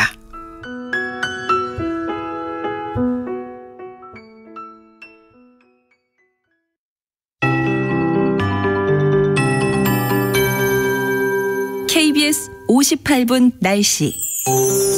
내일은 전국이 대체로 맑겠습니다. 아침까지 강원, 충북, 경북, 전라권 내륙을 중심으로 가시거리 200m 미만의 짙은 안개가 끼겠고 그 밖의 지역도 안개 끼는 곳이 있겠습니다. 교통안전에 유의하시기 바랍니다. 내일 아침 최저 기온 서울 11도, 광주 10도 등 전국이 6에서 15도로 강원 내륙 산지와 충북, 경북 내륙을 중심으로 5도 이하로 떨어져 쌀쌀하겠고 서리가 내리는 곳도 있겠습니다. 농작물 피해 없도록 대비하시기 바랍니다. 낮 최고 기온은 서울 23도, 대구 27도 등 전국이 20에서 28도로 당분간 평년과 비슷하겠고 일부 지역은 25도 이상으로 올라 다소 덥겠습니다. 특히 내륙을 중심으로 일교차 20도 내외로 크겠으니 환절기 건강관리 잘해주시기 바랍니다. 내일 전국의 미세먼지 농도 전 권역이 보통으로 예상됩니다. 풍랑주의보가 발효 중인 제주도 먼바다와 남해동부 박간 먼바다는 최대 초속 16m의 강풍이 불고 물결이 4m까지 높게 일겠습니다. 강원 동해안과 경상권 해안, 제주도 해안은 너울성 파도 밀려오겠습니다. 서울 현재 기온 13.7도, 습도 61%, KBS 58분 날씨 박성준입니다.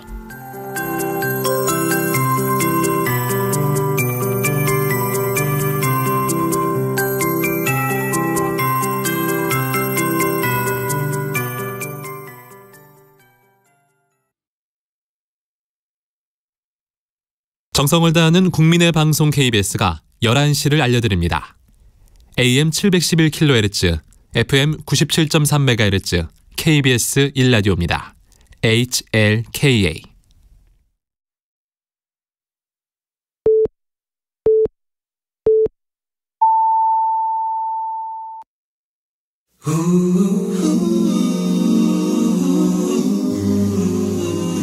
이 밤 그냥 보내긴 아쉬우니까요. 당신의 하루의 끝까지 야무지게 채워드립니다. 당신의 지식 충전소 김성환의 시사야.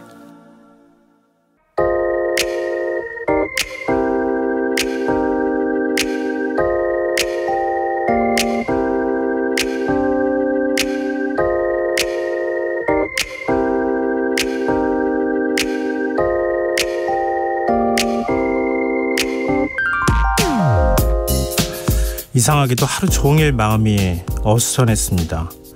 겉으로 드러내놓지는 못했지만 마음이 무겁고 내내 가라앉아 있었는데요. 마치 꼭 해야 할 일을 빼먹은 것처럼 뭔가 허전하고 텅 빈 것 같은 기분이었다고 할까요?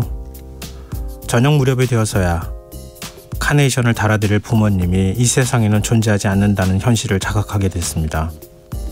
6년 전 아버지에 이어서 한 달여 전 어머니마저 돌아가시면서 세상에 태어난 이후 처음으로 어버이 없는 어버이날을 보낸 거였더군요.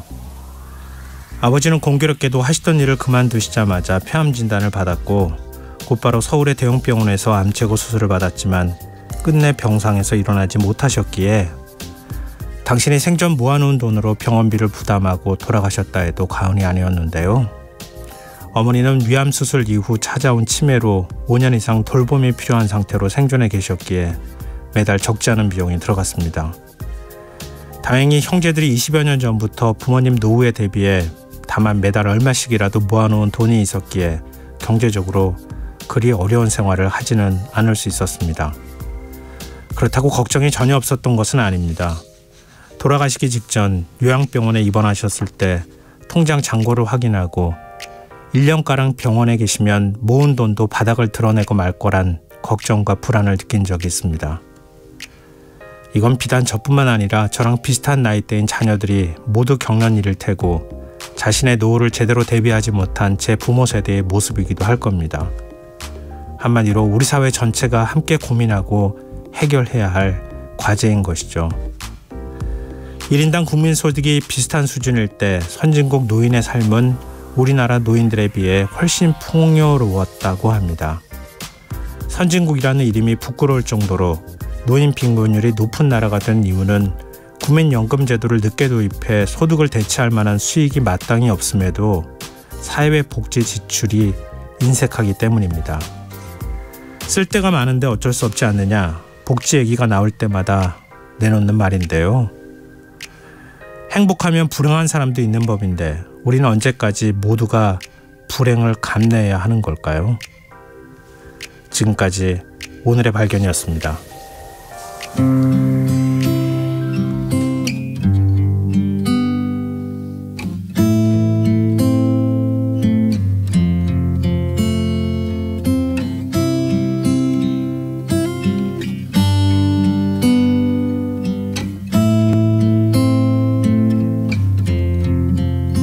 바쁘게 살아온 당신의 젊음에 해줄 아이가 생기고 그날에 찍었던 가족 사진 속에 설레는 웃음은 빛바래 가지만 어른이 되어서 현실에 던져진 나는 철이 없는 아들이 되어서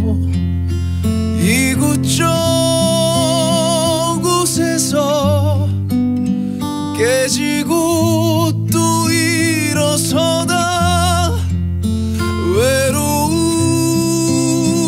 어느 날 꺼내본 사진 속 아빠를 닮아 있네.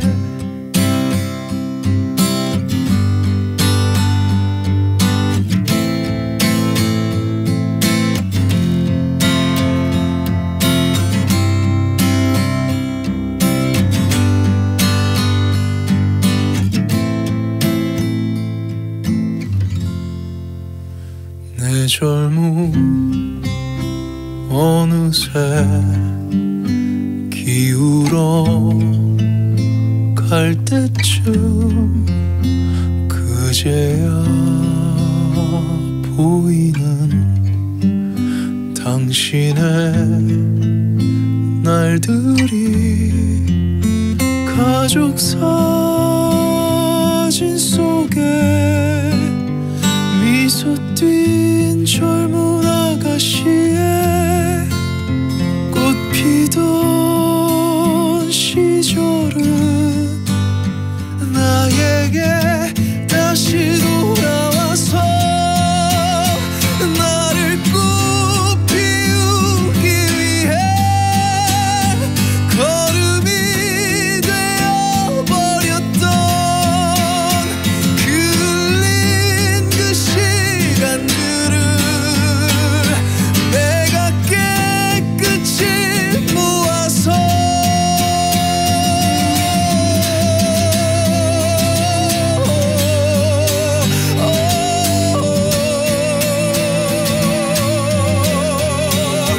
당신의 웃음꽃 피우길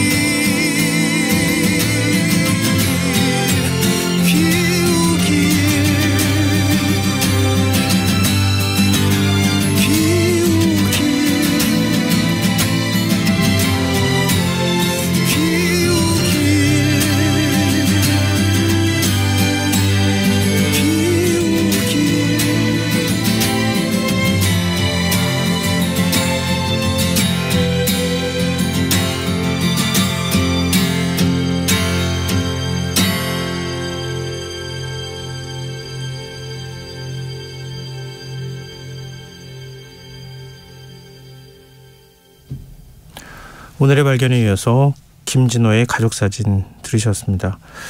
김성환의 시사는 언제나 청취자 여러분의 관심과 참여 기다립니다. 오늘도 방송 내용과 관련한 청취자분들 의견 들어오고 있는데요. 신소영님, 노인 인구가 늘어나고 출산율이 낮아지고 있는 요즘 양육, 아동, 출산수당의 처우가 나아지고 있듯이 노인층에 대한 복지제도에도 신경 써줬으면 합니다. 이렇게 의견 주셨고요. 8356님, 건보료, 장기 요양보험료는 매년 적자가 늘고 부담은 늘어간다고 하죠. 계속 지금처럼 개인이 노년에 부모님들을 책임지는 게 정답일까요? 부모님들도 만족하지 못하고 맡기는 자식들도 마음 불편한 시설기관에 맡기는 방법으로 말이죠. 이렇게 말씀해 주셨습니다. 공감하시는 분들이 이렇게 많으실 것 같아요. 그러니까 계속 불편해요. 불편하고 불안하고. 근데 마땅히 뾰족한 방법은 없고요. 그러니까 계속 경제적 부담은 커져가고 이런 상황을 언제까지 계속 이렇게 반복해야 되나 그런 생각을 저도 겪어봤지만 많이 하게 됐고요.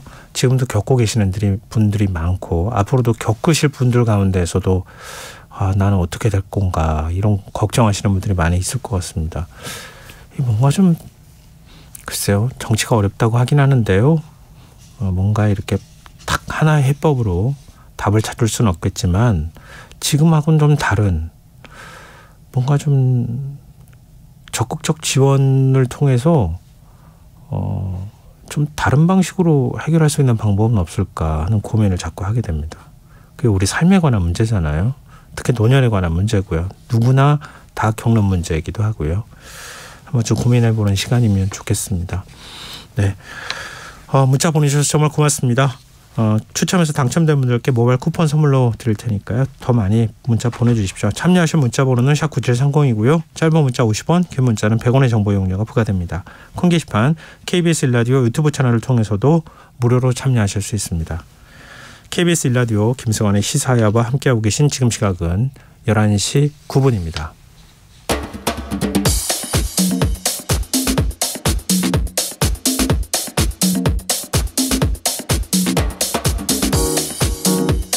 오늘 일어난 세상 곳곳의 소식들 당일 배송으로 전해드립니다. 밤참 뉴스 이현경 뉴스캐스터 나와 계십니다. 안녕하세요. 네, 안녕하세요.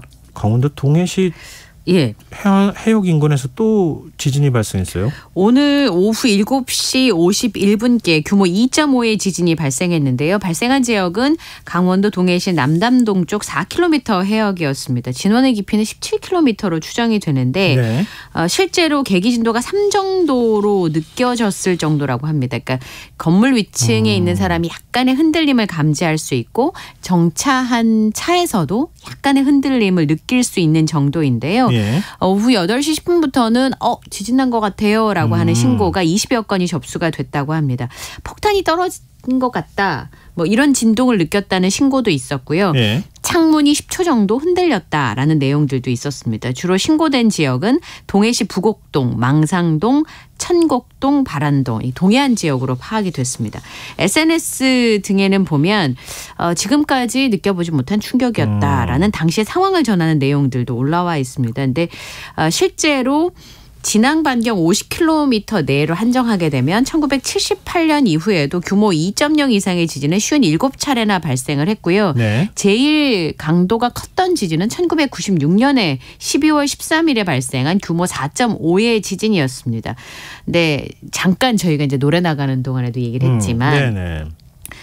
지난달 23일부터 29일 사이에도 이 22.0 미만의 아주 미미한 지진이기는 합니다만 그것을 포함해서 29차례 지진이 연속해서 발생했다는 것과 그리고 이날 지진 진앙이 직선거리로 50km쯤 떨어져 있는 지역이다 보니까 뭐 큰 관련성이 있다고 보기는 어렵습니다만 이 불안한 마음이 자꾸 드는 건 어쩔 수가 없는 것 같아요. 그렇죠. 계속 지진이 발생하니까 네. 이게 뭐 우리 전진 뭐 이런 얘기까지는 아니라 하더라도 좀 더 큰 지진이 발생하는 거 아니야라고 하는 우려는 할 수 있을 것 같아요. 어쨌든 에너지가 모이면 응축돼서 폭발하는 상황이 지진이 되는 거니까 아주 약한 경미한 지진이기는 합니다만 이런 부분을 좀 주의 깊게 관찰할 필요는 충분히 있어 보입니다. 지난번에도 저희가 소식 전해드릴 때 그런 당부를 또 하기도 했었는데 지자체 차원에서 그렇죠. 혹시 모르잖아요. 지진은 예측 불가능한 거기 때문에 지자체 차원에서 지진이 발생했을 때 만약에 지진의 일이 발생할 가능성도 있잖아요. 동해안 지역이니까 거기에 대한 대피가 어떻게 이루어져야 되는지 이거에 대한 사전 교육이나 고지, 안내 같은 것들을 충분히 좀 했으면 좋겠다. 그런 생각이 듭니다. 자, 다음 뉴스로 넘어가 보겠습니다. 오늘 오후 한때 카카오톡 메시지 발신하고 수신이 안 돼가지고 많은 분들이 불편을 겪었어요. 네. 막 갑자기 문제가 생겼으니까 이게 뭐지? 라고 생각하시는 분들도 많으셨을 텐데 20분 가까이나 메시지를 보낼 수도 없고 아예 로그인이 되지 않았기 때문에 이런 오류가 생긴 것에 당황하신 분들이 많았습니다. 그 컴퓨터에서도 메신저에 로그인을 할 수 있는데요. 잠시 후에 다시 시도해 주세요라는 안내 문구가 나왔고 이런 경우에 자동으로 로그아웃 되더라고요. 네, 맞아요. 내부 서버에 문제가 발생했다는 오류 코드도 뜹니다. 그래서 일부 사용자들이 메시지가 전송이 되지 않거나 아예 수신을 할 수 없는 상황이었는데요. 이런 상황은 오후 1시 35분부터 54분까지 19분간이나 계속됐습니다. 그러니까 와이파이 문제인 경우라고 생각하시고 왜 가끔 네. 인터넷선이 안 되는 지역이 있거든요. 됐다가 문제가 생기는 경우도 있고 이제 그런 건 줄 알고 재부팅했는데도 컴퓨터로도 메신저가 안 되니까 굉장히 당황하신 분들도 있고 아시다시피 이 메신저로 업무를 보신 분들이 되게 많아요.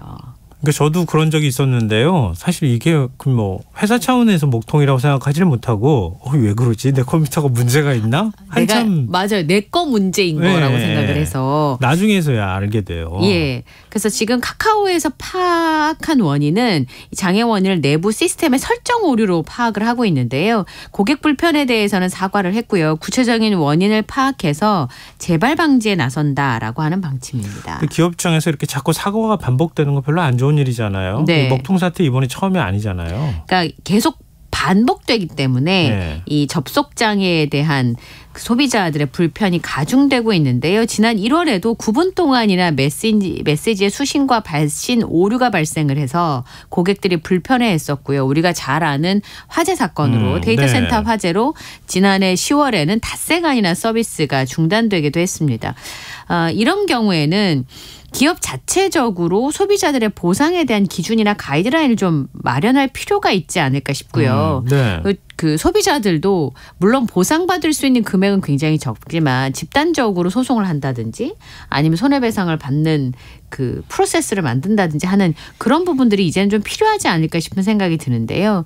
지난번에 데이터 센터 화재가 났을 때 가장 많이 나왔던 얘기가 민간 기업이기는 하지만 사실은 국가 기관 통신망이나 다름없는 상황이기 그렇죠. 때문에 그에 준하는 의무를 부여해야 된다. 그리고 최소한 메신저나 내부 서버에 무슨 문제가 생겼을 때 백업할 수 있는 걸 2번, 3번 정도는 안전망을 만들었어야 된다. 실제로 그 당시에 데이터 센터 화재가 났을 때 모든 기업들이 다 이런 사태에 빠지지는 않았었거든요. 네, 맞아요. 이제 그런 부분들 때문에 지적이 있었는데요. 그래서 장애 재발 방지 대책을 담은 다짐 보고서를 발표하기도 했었습니다만 올해 들어서도 벌써 한번 문제가 있었고 반복되는 사고 때문에 사실 소비자들의 불만이 좀 커지고 있는 건 사실입니다. 근데 카카오 측에서는 이런 일이 있으면 무료로 이용하는 거 아니에요. 우리가 보상할 만한 게 별로 없어요. 뭐 이런 식의 태도를 보이지만 이렇게 사업을 확장한 거 아닙니까? 뭐 우리 B2C라고 이렇게 얘기하기도 하는데 그냥 소비자들하고 직접 기업이 이 기업 활동을 가능하게 만드는 네트워크를 만들어 놓은 거잖아요. 카카오 쓰면 아무것도 못한다는 얘기가 나올 정도로 그런 자신들이 그런 사업 모델을 만들어 가지고 거기에 참여시켜서 거기서 이익을 내는 그런 기업이 공짜로 이용하니까 우리는 보상할 게 없어요. 이렇게 얘기하는 것도 참 모순이지 않을까라는 생각이 들어요. 근데 이런 사실 부정적인 비판적인 목소리나 이런 것들이 당연히 주가에도 영향을 미칠 수밖에 없는 거잖아요. 예, 그 주가가 오늘 58,200원까지 오르는 등 장중에 1%의 상승세를 유지했었는데 이 오류 발생할 즈음에 이제 주가가 좀 약세로 전환을 해서 57,100원까지 밀렸다고요. 전날보다는 500원 상승한 0.87%가 오른 57,700원에 마감을 했습니다. 그런데 요즘에 개인 투자자들이 기업의 앞에 미래 혹은 신뢰, 뭐 ESG 이런 것에 굉장히 관심이 많습니다. 조금 불편하고 조금 비싸더라도 사회적 책임을 지는 기업에게 투자하려고 하고 거기에 물건이나 서비스를 구매하려고 하는 소비자들이 많기 때문인데요. 이번에 종목 게시판을 보니까 서버 관리가 잘 안 되나? 왜 이렇게 먹통이 자주 되는지 모르겠다. 조금 올랐던 거 오류 발생으로 다시 토해냈다. 작년 이후에 개선된 줄 알았는데 또 먹통이라니 라는 의견들을 보냈습니다. 그리고 반대로요. 데이터 보험 관련주가 장중 급등하기도 했었는데요. 전 거래일에 비해서 10%가 넘게 오른 종목도 있었습니다. 어쨌든 본인들의 종목은 내려앉았지만 어느 순간에 초연결 사회가 되면서 보안이라든지 개인정보 보호라든지 하고 하는 그런 부분들에 대해서 관심들이 높아지고 있습니다. 네, 좀 기억했으면 좋겠습니다. 다음 뉴스로 넘어가 보겠습니다. 김포 골드라인 혼잡도 굉장히 심해가지고 뭐 대체하는 버스를 배차하고 증차한다 뭐 이런 얘기도 있었고 버스 전용차로 만든다고 하는 얘기도 있었는데 효과가 별로 없어요? 오늘도요. 승객 출근 시간대에 김포도시철도 김포 골드라인에 탄 승객 3명이 호흡곤란 증세를 보여서 응급처치를 받았습니다. 예. 지난달 11일 이후에 두 번째인데요. 오전 7시 20분쯤에 김포공항역에서 하차한 승객 1명이 어지러움을 호소해서 응급처치를 받은 뒤에 귀가를 했고요. 4분 뒤인 오전 7시 24분쯤에 또 1명의 승객이 복통과 어지럼증을 호소해서 응급처치를 받았습니다. 혈압하고 맥박을 측정해 보니까 저혈압 증세가 있어서 병원으로 이송돼서 치료를 받았고요.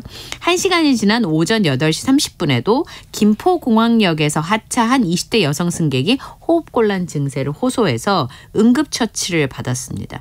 지난달 11일에도 여고생하고 30대 여성이 호흡곤란과 어지럼 증세를 보여서 119 구조대에 응급처치를 받고 귀가한 적이 있었는데요. 말씀하신 것처럼 그때 문제가 돼서 그런 버스라도 좀 투입을 해보자라고 해서 지금 버스를 투입하고 있는데 이런 환자들은 계속 발생을 하고 있는 상황인데요.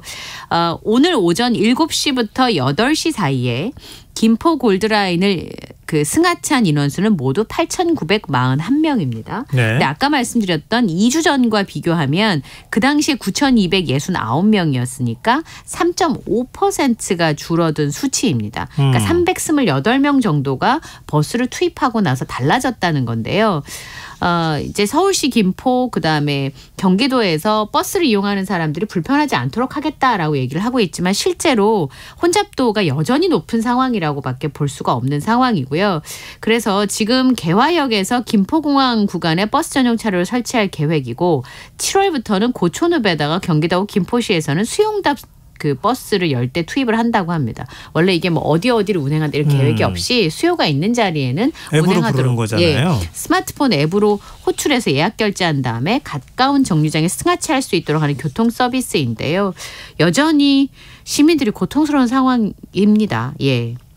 아니 그래서 당분간 이렇게 호흡곤란을 겪는 사람들이 없도록 안전 전문 요원들을 투입해서 너무 혼잡도가 높으면은 그러면은 지금은 타지 마십시오라고 이렇게 자제를 시키고 통제를 한다고 했었잖아요. 네. 그럼 통제 안 한다는 얘기예요? 그러니까 아까 말씀드린 것처럼 이게 기본적인 문제 해결이 안 되는 거죠. 그러니까 사실은 버스가 제 시간만 지켜줘도 이 지하철을 타고 이렇게 고통스러운 출근길을 가시지 않으려고 할 거예요. 일주일에 5번이나요. 근데 그거는 대안을 만들기에는 시간이 좀 필요하니까 그 사이에 누군가가 만약에 쓰러지거나 진짜 사망하는 일까지 가면은 안 되잖아요.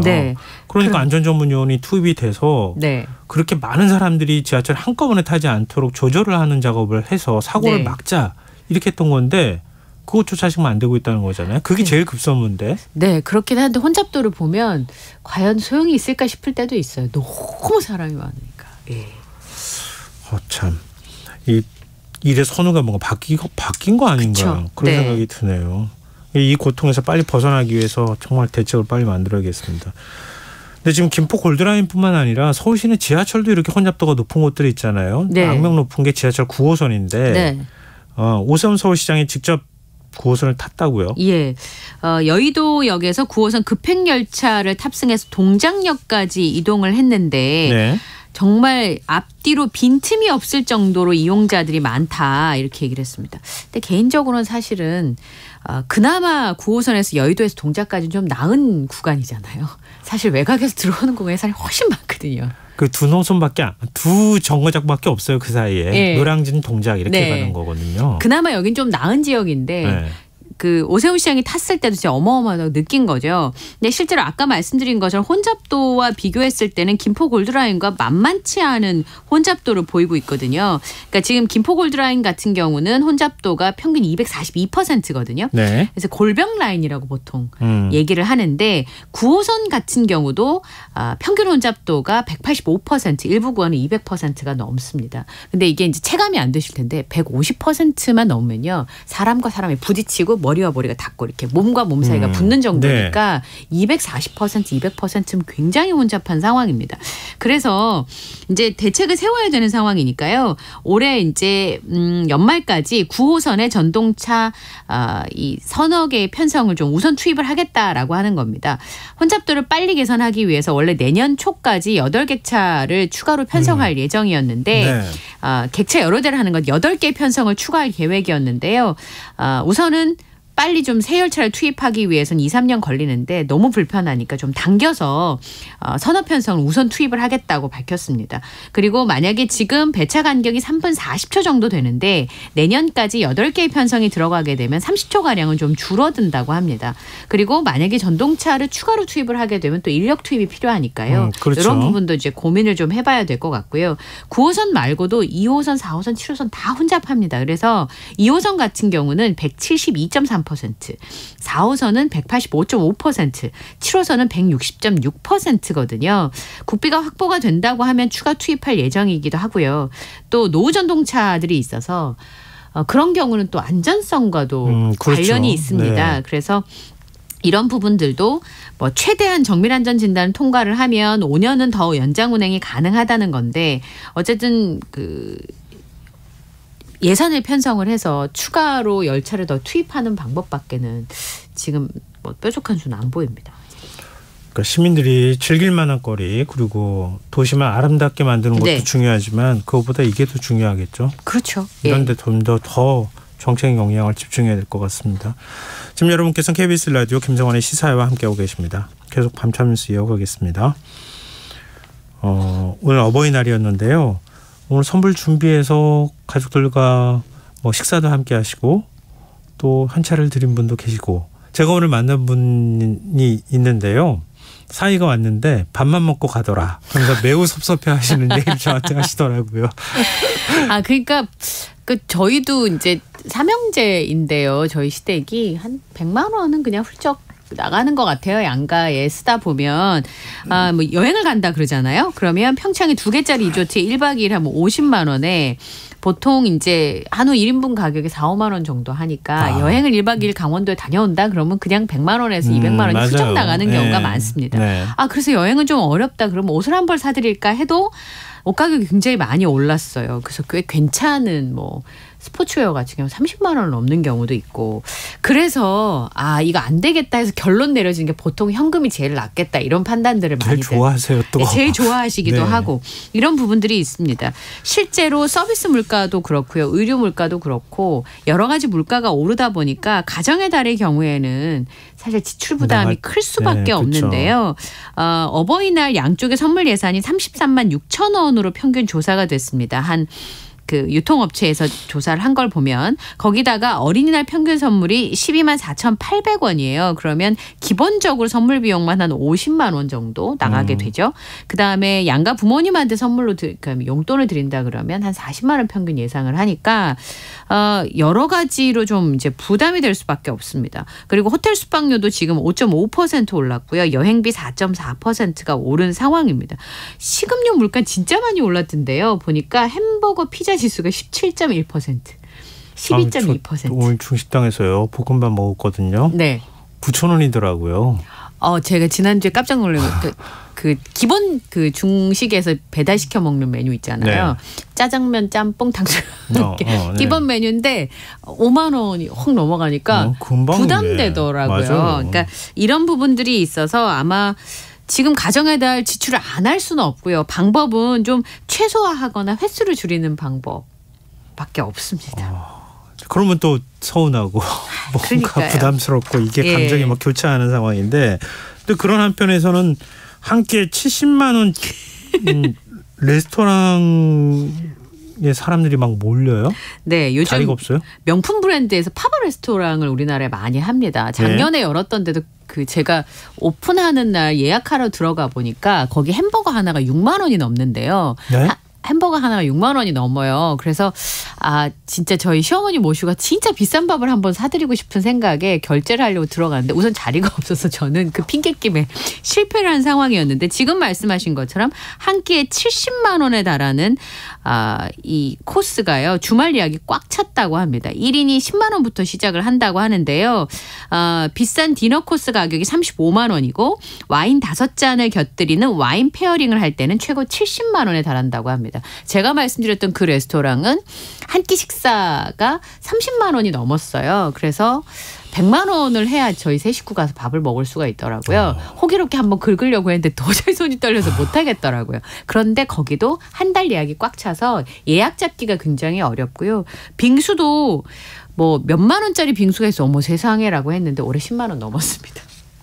전체적으로 물가가 많이 올랐다고 생각해야 될 것인지 아니면은 이렇게 빈익빈 부익부가 좀 더 심해져가지고 이런 데는 또 사람들이 몰리고 그렇지 않은 사람들은 사실 다른 데 갈 데를 찾지 못하는 뭐 이런 상황이 아닐까 고물가 네. 때문에. 근데 손님들 반응은 어떻습니까? 이런 데는. 저는 SNS 때문이기도 하지 않을까 이런 생각을 좀 했는데요. 네. 손님들이 먹고 나서 2번은 안 오겠다는 반응들이 좀 있었습니다. 너무 비싸기 때문이기도 한데요. 4명이서 이제 10만 원짜리 빙수를 먹었으니까 그 안에 들어있는 망고 한 조각이 3,000원이니까 좀 조심해서 먹어라. 엄마 아빠가 데리고 가서 먹었는데 10만 원은 조금 너무 비싸죠. 그런데 특별한 경험이라는 거죠. 아주 비싼 것을 경험해 볼 수 있는. 근데 2번은 먹지 않을 것 같다라고 하는 입장이었고요. 그리고 실제로 호텔에서도 많이 안 남는다고 얘기를 하더라고요. 우선은 네? 이게 비싼 망고, 그러니까 당도가 얼마 이상 되는 망고만 써야 되는 거고 원가율이 60%를 상회하는 데다가 이게 제한해서 판매를 하니까 빙수 한 그릇이 10만 원인데 남는 게 없다고요? 안 남는다고 합니다. 그러니까 뭐 업체 얘기를 다 들을 수는 없는데 어쨌든 마진이 그렇게 높진 않다라고 하는 주장으로 보이기는 합니다. 그리고 이 식음료 고객은 다른 것보다는 요것만 먹고 가기 때문에 호텔 입장에서는 크게 이윤이 남지는 않는다고 하는데요. 이게 경쟁이 되더라고요. 최고급 호텔에서 10만 원짜리 나왔으면 그 비슷한 준하는 호텔에서 12만 원짜리 팔아야 되는 거예요. 그리고 이런 거 이제 사진 올리고 하면 인기가 많다 보니까 SNS 때문이라는 생각이 전 조금 있습니다. 좀 자랑하려고. 네, 그렇죠. 그걸 또 자랑해야 되니까. 마지막 뉴스는 조금 좀 슬프네요. 네. 미국에서 총기 난사 사건이 발생했는데 한인 교포 가족이 희생됐다고 하는 안타까운 소식이 들어와 있어요. 네, 현지 시각으로 6일 미국 텍사스주 댈러스 교회 쇼핑몰에서 총기 난사 사건이 발생을 했는데 한인 교포 일가족 3명이 포함되어 있습니다. 여기에는 30대 한국계 부부 조모 씨와 강모 씨 그리고 3살 아들이 목숨을 잃었고요. 5살 아이가 한 명 더 있는데 이 아이는 다쳐서 병원에서 치료 중이라고 합니다. 주말이어서 아울렛 쇼핑을 갔다가 참변을 당한 것으로 전해지고 있는데 변호사와 치과의사로 일하면서 지역사회에서 꽤 좋은 평판을 얻고 있는 것으로 전해지고 있습니다. 근데 여기가 한인들이 주로 찾는 쇼핑몰이어서 피해가 있었던 것으로 보이고요. 네. 근데 이 사건이 백인 우월주의에 의한 증오범죄일 가능성을 염두에 두고 수사를 하고 있습니다. 총격범의 현장에서 경찰의 총에 맞아 사살된 상황이고요. 33살 남성인 마우리시오 가르시아로 밝혀졌습니다. 단독 범행으로 전해졌고 경비원으로 일을 하면서 전문적인 총기 훈련을 받은 것으로 나타났습니다. 이런 소식 좀 더 안 들려왔으면 좋겠는데 말이죠. 네. 네. 오늘 밤참수 여기까지 하겠습니다. 지금까지 이영경 뉴스캐스터와 함께했습니다. 고맙습니다. 감사합니다.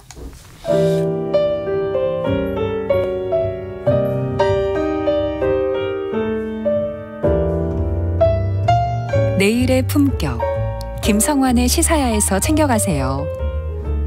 하루를 마무리하는 시간 꺼내보는 당신의 지식 창고 KBS 1라디오 김성환의 시사야.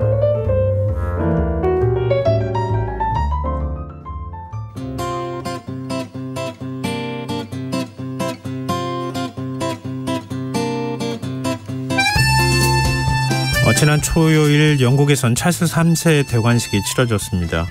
이 찰스 3세 시대가 본격적으로 시작됐지만 왕실 지지율은 점점 낮아지고 있고 영연방을 탈퇴하는 국가가 늘고 있다는 점은 찰스 3세가 시급히 해결해야 할 과제로 지금 꼽히고 있는 상황입니다. 세계이면 오늘은 찰스 3세의 대관식 얘기해보도록 하겠습니다. 외신캐스터 전주현 씨 나와 계십니다. 안녕하세요. 네, 안녕하세요. 네. 너무 당연한 얘기인 것 같지만 네. 영국에서 대관식이 치러진 게 70년 만의 일이라고요? 그렇죠. 엘리자베스 2세 여왕이 한 다음에 치러진 적이 없으니까요. 그러니까 네. 영국인들도 제 생애 처음이에요. 그러네요. 그런 분들이 굉장히 많으셨어요. 네. 그럴 수밖에 없겠죠. 현지 시각으로 6일 오전에 런던에 있는 웨스트민스터 사원에서 찰스 3세 대관식이 치러졌습니다.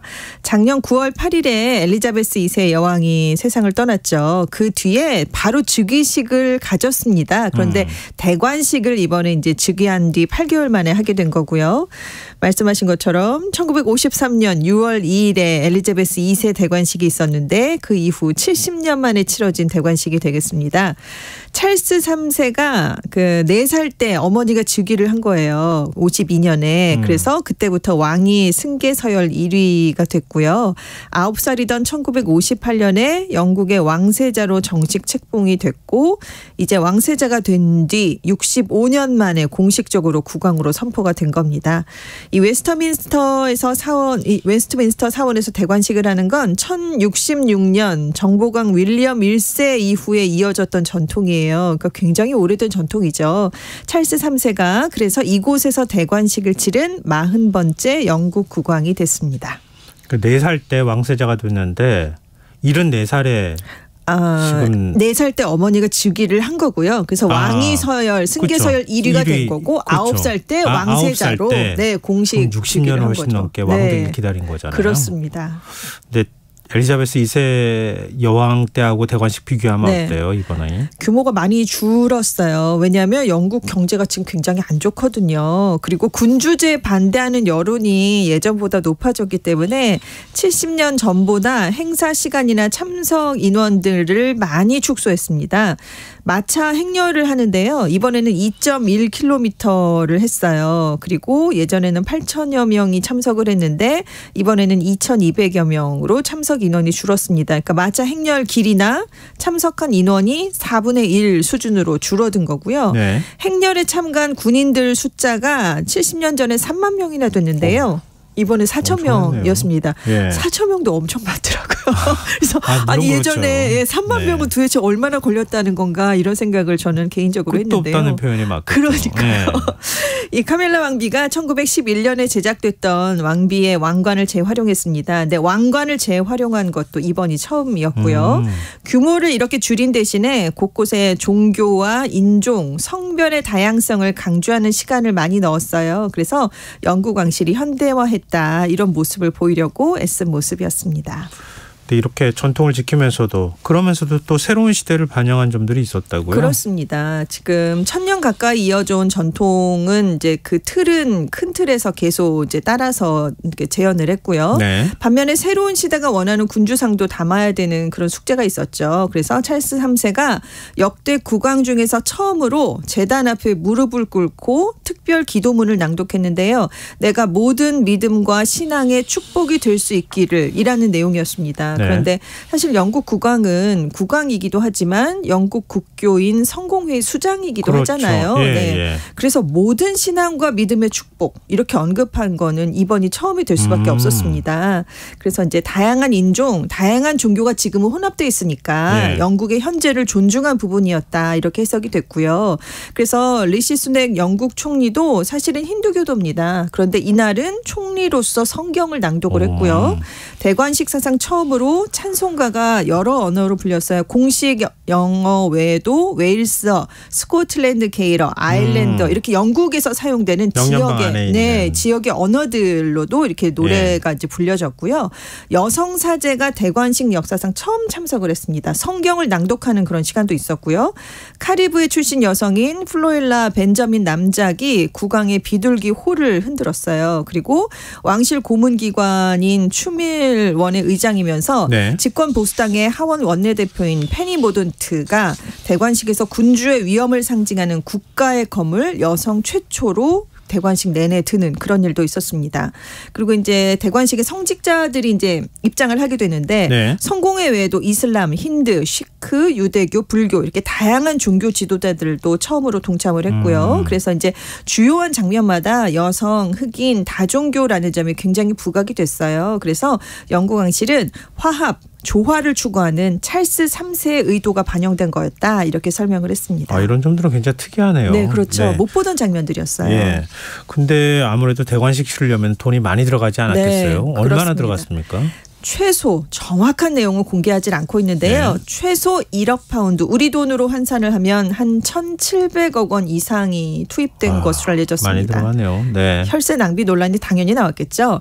이 대관식 규모를 70년보다 줄였다고 했잖아요. 네. 근데 70년 전보다 지금 70년 전에 썼던 비용을 지금으로 환산하고 뭐 이렇게 다 계산을 해보면 네. 예전보다 2배 이상 더 쓴 거거든요. 아, 그래요? 왜냐하면 보안이 많이 강화가 됐다고 합니다. 여기에 돈이 굉장히 많이 들어갔대요. 근데 지금 영국 경제가 안 좋다라고 말씀을 드렸잖아요. 지난달에 3월에 물가 상승률이 10.1%나 됐는데 아직도 높네요. 서유럽에서 유일하게 10%대니까 영국이 얼마나 안 좋은가 지금 이걸 알 수가 있는 그런 지표인데요. 그러니까 아니 대관식을 하는데 지금 왕실이 부유하지 않느냐, 왜 납세자들의 세금을 여기 들여야 되느냐라는 비판이 당연히 영국 내에서 나왔습니다. 찰스 3세 개인 재산이요. 최소 18억 파운드 우리 돈으로 3조 원이 넘습니다. 개인 재산이요. 네. 이번에 상속받은 재산도 우리 돈으로 7천억 원 상당으로 알려졌는데 법에 따라서 상속세를 또 면제받았죠. 그리고 영국 의회로부터 연간 8,600만 파운드 우리 돈으로 1,436억 원 정도의 왕실 보조금을 지원받습니다. 그런데 세습한 부동산에서 나오는 배당금은 또 법인세를 안 내거든요. 네. 그러니까 비판의 목소리가 더 높았고 그래서 여론조사를 해봤더니 응답자의 절반 이상은 이 비용은 정부가 내서는 안 된다라고 답을 했다고 합니다. 그래서 당연히 왕실도 이런 비판을 의식하고 있었겠죠. 그래서 대관식의 경제적인 효과는 10억 파운드 우리 돈으로 약 1조 7천억 원에 달할 것이다 라는 점을 굉장히 많이 강조했습니다. 네. 실제로 관광객들이 굉장히 많이 왔어요. 호텔 예약은 일찍 끝났고요. 대관식 기념품이 정말 많이 팔려나갔습니다. 그래서 영국의 소매연구센터는 대관식 행사와 관련된 수익이 14억 파운드 우리 돈으로 2조 3,400억 원에 이를 것이다. 이런 추산을 내놓기도 했어요. 그런데 반면에 또 다른 쪽에서는 영국 정부가 대관식을 맞아서 오늘이 월요일이잖아요. 네. 근데 오늘을 추가 공휴일로 또 지정을 했거든요. 그래서 이 점이 관광업, 여가 산업에는 도움이 되겠지만 다른 산업들은 좀 타격을 입을 수 있다는 거죠. 하루를 쉬게 되니까요. 네. 그래서 영국의 5월 GDP, 2분기 GDP는 소폭 하락할 수 있다. 이런 전망도 함께 나왔습니다. 이걸 다 믿어야 될지 네. 아니면 부분만 믿어야 될지. 그리고 이제 항상 이런 게 늘 이렇게 발표를 하니까요. 어렵죠. 도대체 어디까지 믿으라고 발표하는 네. 건지 잘 모르겠다는 생각을 하게 돼요. 근데 아무래도 영국 그 국왕의 네. 대관식이 열린 거잖아요. 네. 70년 만에 열린 그렇죠. 거니까 전 세계에서 뭐 축하하려고 하는 귀빈들이 네. 많이 참석했겠어요. 네, 203개국 대표가 참석했습니다. 마크롱 프랑스 대통령도 왔고요. 영연방에 속한 캐나다, 호주, 뉴질랜드 총리 등도 참석을 했어요. 그러니까 영국하고 외교 관계가 있는 나라 정상들에는 대부분 초청장이 갔습니다. 하지만 러시아, 벨라루스, 이란, 미얀마, 시리아, 아프가니스탄, 베네수엘라 정상에게는 초청장이 가지 않았는데요. 타국을 침공했거나 자국민에 대한 인권 탄압이 이루어지는 국가의 정상은 초대하지 않겠다라는 영국 왕실의 의지로 해석이 됐고요. 북한과 니카라과에는 정상 대신 고위 외교관 앞으로 초청장이 갔습니다. 그리고 이제 왕실을 유지하고 있는 다른 나라들도 있잖아요. 20개 국가에도 초청장이 보내졌는데 이 중에서 스페인의 펠리페 6세 국왕과 스웨덴의 칼 구스타프 16세 국왕 등은 직접 참석을 했고요. 네. 일본에서는 왕세자 부부가 갔습니다. 그리고 이제 다른 유럽 왕실 등도 왕세자나 왕세녀가 대신 갔고요. 근데 왜 그러냐면 영국 국왕 대관식은 신 앞에서 치러지는 왕실과 국민의 성스러운 의식 이렇게 여겨져서 지금까지는 외국 왕족을 초청한 적은 없었다고 해요. 아, 그래요? 네, 그런데 변화한 시대를 좀 따르자. 그래서 이번에는 전통을 좀 따르지 않고 외국 왕족들을 초청했다고 합니다. 근데 조 바이든 대통령이 대관식에 참석하지 않았어요? 네, 일찌감치 안 간다고. 영국은 미국의 최우방국이잖아요. 네. 그래서 지금 BBC가 강조한 점은 역대 미국 대통령 중에 영국 국왕 대관식에 참석했던 사람이 없다라는 점을 강조를 했습니다. 왜 그러냐면 영국이 식민지였잖아요. 네. 독립전쟁도 치렀고 네. 그리고 1812년에는 미국과 영국 전쟁도 있었고 그래서 이때까지만 해도 서로 갈만한 형편이 아니었다는 거죠. 적대국이었으니까요. 30년대 대서양 횡단 항공 여행이 시작되기 전까지는 이렇게 여기로 오가는데 시간이 너무 많이 걸리니까 미국 대통령이 백악관을 그렇게 오래 비울 수가 없어서 또 못 갔습니다. 네. 그러다가 이제 엘리자베스 2세가 53년에 대관식을 치를 때 당시 아이젠하워 미국 대통령하고 사이가 굉장히 좋았거든요. 그래서 참석을 하지 않을까라고 했는데 불참을 했습니다. 그때도 대신 특사를 보냈는데 당시에는 한국 전쟁이 아직 끝나지 않았다. 6.25가 끝나지 않았다. 이런 이유도 있었다고 해요. 근데 이제는 다 시대가 달라졌잖아요. 빨리 갔다 올 수도 있고. 네, 그래서 이번에는 바이든 대통령이 오지 않을까라는 기대가 높았는데 역시 가지 않고 질 바이든 영부인이 대신 참석을 했습니다. 그래서 영국 내에서는 너무 홀대하는 게 아니냐. 우리를 좀 무시했다라는. 아예 안 갔으면 모르겠는데 네. 영부인은 갔잖아요. 아니 안 보낼 수는 없죠. 미국이 그렇다고 해서 아예 완전히 안 갈 수는 없고요. 그러니까 예전에도 아이젠하워 대통령도 특사를 보냈었잖아요. 네. 그러니까 특사 대신 이번에는 이제 질 바이든 영부인을 대신 보내면서 좀 약간 격을 좀 맞췄다라는 그런 얘기는 나오는데 그래서 어쨌든 바이든 대통령이 불참한 것에 대해서는 확대 해석을 할 필요까지는 없지만 영국과 미국 간에 좀 역사적으로 미묘한 관계를 여전히 보여주는 게 아니냐 이런 얘기도 나왔습니다. 그런데 미국 국민들은 굉장히 많이 갔다고 그래요. 그래서 지난 주말에 영국행 항공편을 전 세계에서 가장 많이 예약한 나라가 압도적으로 미국이었다고 합니다. 영연방 국가들보다도 많았는데요. 그래서 5월 한 달 동안 영국을 찾은 미국 관광객들이 쓰는 돈이 우리 돈으로 734억 원에 이를 것으로 추정이 됐어요. 이게 대관식에 들어간 총 비용의 40% 이상을 미국인들이 채워준 셈이다라고 영국 언론들이 보도했습니다. 약간 미국 사람들이 또 영국에 대해서 네. 갖는 그런 인식이라는 그렇죠. 게 있는 거잖아요. 그렇습니다. 약간 로망 같은 것도 네. 있는 것 같고요. 근데 지금 뭐 그 고가 외교 관계나 이런 것들을 얘기하고 있는데 중국 대표는 혹시 참석했어요? 참석을 했습니다. 네. 시진핑 국가주석은 가지 않고요. 한정 부주석이 이제 대표로 참석을 했는데요. 네. 이 인물 때문에 또 영국에서 반응이 좀 좋지 않았었어요. 왜냐하면 2018년부터 올해 3월까지 홍콩하고 마카오 관련 업무를 맡았었습니다. 그런데 네. 이 기간 동안에 이른바 송환법을 제안한 예. 인물이 한정 부주석이었고 그리고 송환법에 반대하는 홍콩 민주화 시위가 있었을 때 무력 진압을 지시했던 인물이에요. 그래서 결국 홍콩의 국가보안법을 도입한 책임자로 꼽히는 인물입니다. 그런데 영국은 이렇게 국가보안법을 도입하니까 홍콩 시민들에게 또 비자를 내줬잖아요. 우리나라에 오라고. 그래서 양국 관계가 조금 악화된 측면이 있는데 그래서 이런 인물이 대관식에 축하 사절로 오는 게 맞느냐 이런 비판이 영국에서 나오기도 했었습니다. 또 그런 얘기도 하더라고요. 중국에서 영국이 지배할 때는 그럼 다 뭐 좋았냐? 네. 또 얘기도 하고 그러던데요. 네. 뭐 1980년대까지는 막 부패도 굉장히 심하고 네, 홍콩도 네. 상당히 그렇죠. 문제가 많았었는데 네. 그 시절 다 좋은 것처럼 말하는 건 억울해. 또 이렇게 또 얘기하는 의견도 있더라고요. 근데 가장 궁금한 건 영국 국민들 반응인데요. 그렇죠. 국민들 대관식에 관심이 없었을 것 같긴 한데요. 앞서 네. 그 돈 쓰면 안 된다고 얘기했던 여론 보니까. 네, 그러니까 이제 화면에는 열광하는 수천 명의 시민이 담겼는데 물론 그런 분들도 계시고요. 그 자리에 간 사람이야 그렇겠죠. 그렇죠. 근데 이제 영국 여론조사 업체인 유고브가 대관식 전에 영국 성민 3천여 명을 대상으로 설문을 해봤는데요. 여기서 응답자의 64%가 대관식에 대한 관심이 거의 없다 아니면 전혀 없다라고 답을 했습니다. 특히 18세에서 24세 응답자로 좁혀보면 이 비율이 75%로 더 높게 올라갔어요. 그래서 젊은 층은 왕실에 대한 지지는 이전 세대들에게나 어울리는 것이다. 이렇게 생각을 하는 경우가 많다라는 게 이번에 나타났습니다. 특히 젊은 층이 반발했던 게 지금 경제가 이렇게 어려운데 우리가 살기가 이렇게 어려운데 이런 상황에서 많은 돈을 들여서 하루 행사를 치르는 게 맞느냐 여기에 반발을 했다고 해요. 네. 그리고 젊은 층은 이제 해리 왕자가 왕실과 결별해 나가고 또 앤드루 왕자가 미성년자를 성추행했다는 의혹이 불거졌던 2020년을 전후해서 왕실 인기가 많이 떨어졌다고 합니다. 근데 25세에서 49세에서도 응답자의 53%만 왕이나 여왕이 있어야 한다라고 답을 했어요. 그래서 65세 이상에서는 군주제 지지 비율이 81%까지 올라가니까 이렇게 젊은 층에서는 확실히 좀 많이 떨어졌다라는 게 이번 설문조사 결과 나타났고요. 영국이 그렇다면 100년 뒤에도 군주제 국가로 남아있을 것이냐라는 질문을 던져봤더니 그렇다라고 응답한 비율이 이제는 45%밖에 되지 않았습니다.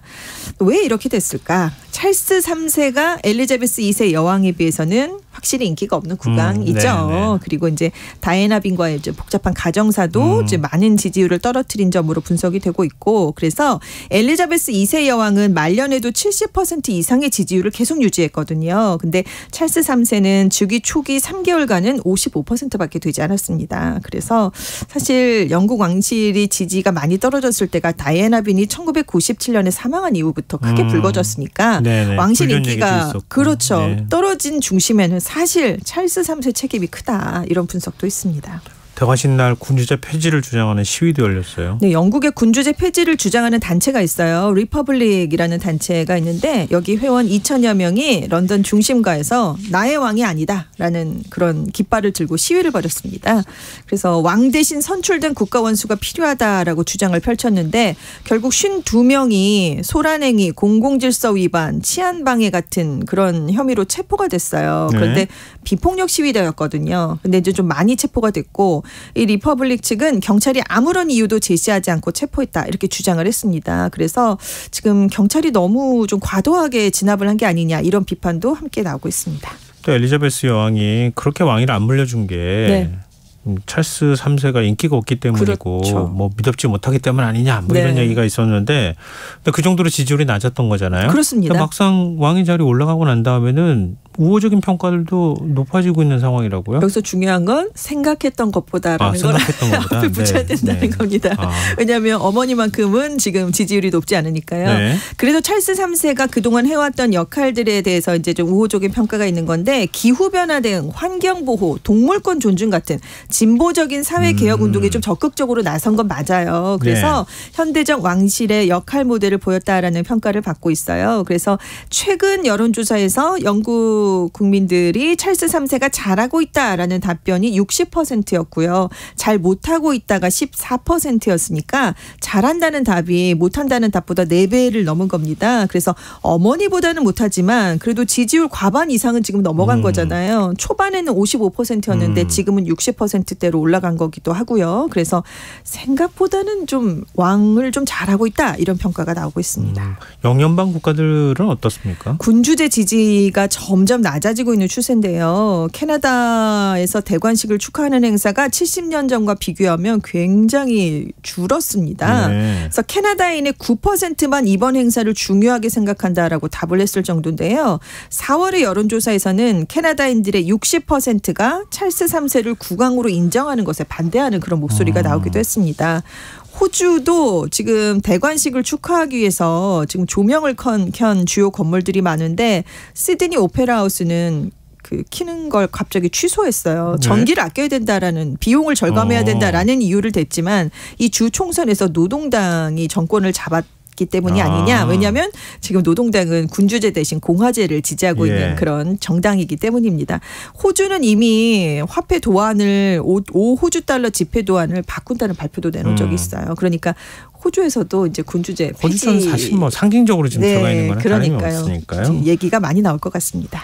네, 찰스 3세 앞으로 풀어야 될 과제가 굉장히 많을 것 같은데요. 이 영연방 탈퇴는 이미 카리브해 국가들에서 이어지고 있는 움직임이거든요. 이걸 과연 얼마만큼 막을 수 있을 것인가. 찰스 3세로서는요. 지금 그것도 지금 열심히 노력을 해야 되고, 영국인들이 분열되어 있는데 통합해야 되는 과제도 있습니다. 스코틀랜드가 독립을 계속 추진하고 있고요. 북아일랜드 얘기도 지금 계속 나오고 있거든요. 그리고 왕실을 가져가. 엘리자베스 여왕이 스코틀랜드 출신이잖아요. 스코틀랜드 아닌가요? 출신은 아니고요. 네, 스코틀랜드에 있는 벨모럴 성에서 돌아가시면서 원래 그쪽 스코틀랜드 쪽 굉장히 좋아하고 그렇긴 하지만 여기는 아닙니다. 그래서 아무튼 왕실 가족 불화도 해결해야 되고, 아무튼 떨어지는 왕실의 인기를 좀 회복해야 되는 면, 그리고 근본적으로는 군주제에 반대하는 영국 국민들의 마음을 어떻게 달래서 다시 왕실을 지지하게 만드느냐, 이런 것들이 찰스 3세의 과제로 떠오르고 있습니다. 또 우리 입장에서는 참 생소한 것이기도 하고, 예전에는요 우리나라에서도 우리도 군주제 부활해야 되는 거 아니냐, 뭐 이런 목소리 있었는데 지금은 뭐 듣기는 어려운 것 같아요. 하여튼 좀 특이하기도 하면서 영국은 또 우리와 관련이 많은 나라니까요. 예의주시하면서 좀 상황 지켜보면 어떨까 싶네요. 자, 지금까지 세계의 면 외신캐스터 전주현 씨였습니다. 오늘 말씀 고맙습니다. 네, 감사합니다. 김성환의 시사양 오늘 순서 여기서 마칩니다. 모바일 쿠폰 당첨자는 홈페이지 공지사항에서 확인하실 수 있습니다. 편안한 밤 되시고요. 전 내일 다시 찾아뵙겠습니다. 지금까지 시사평론가 김성환이었습니다. 고맙습니다.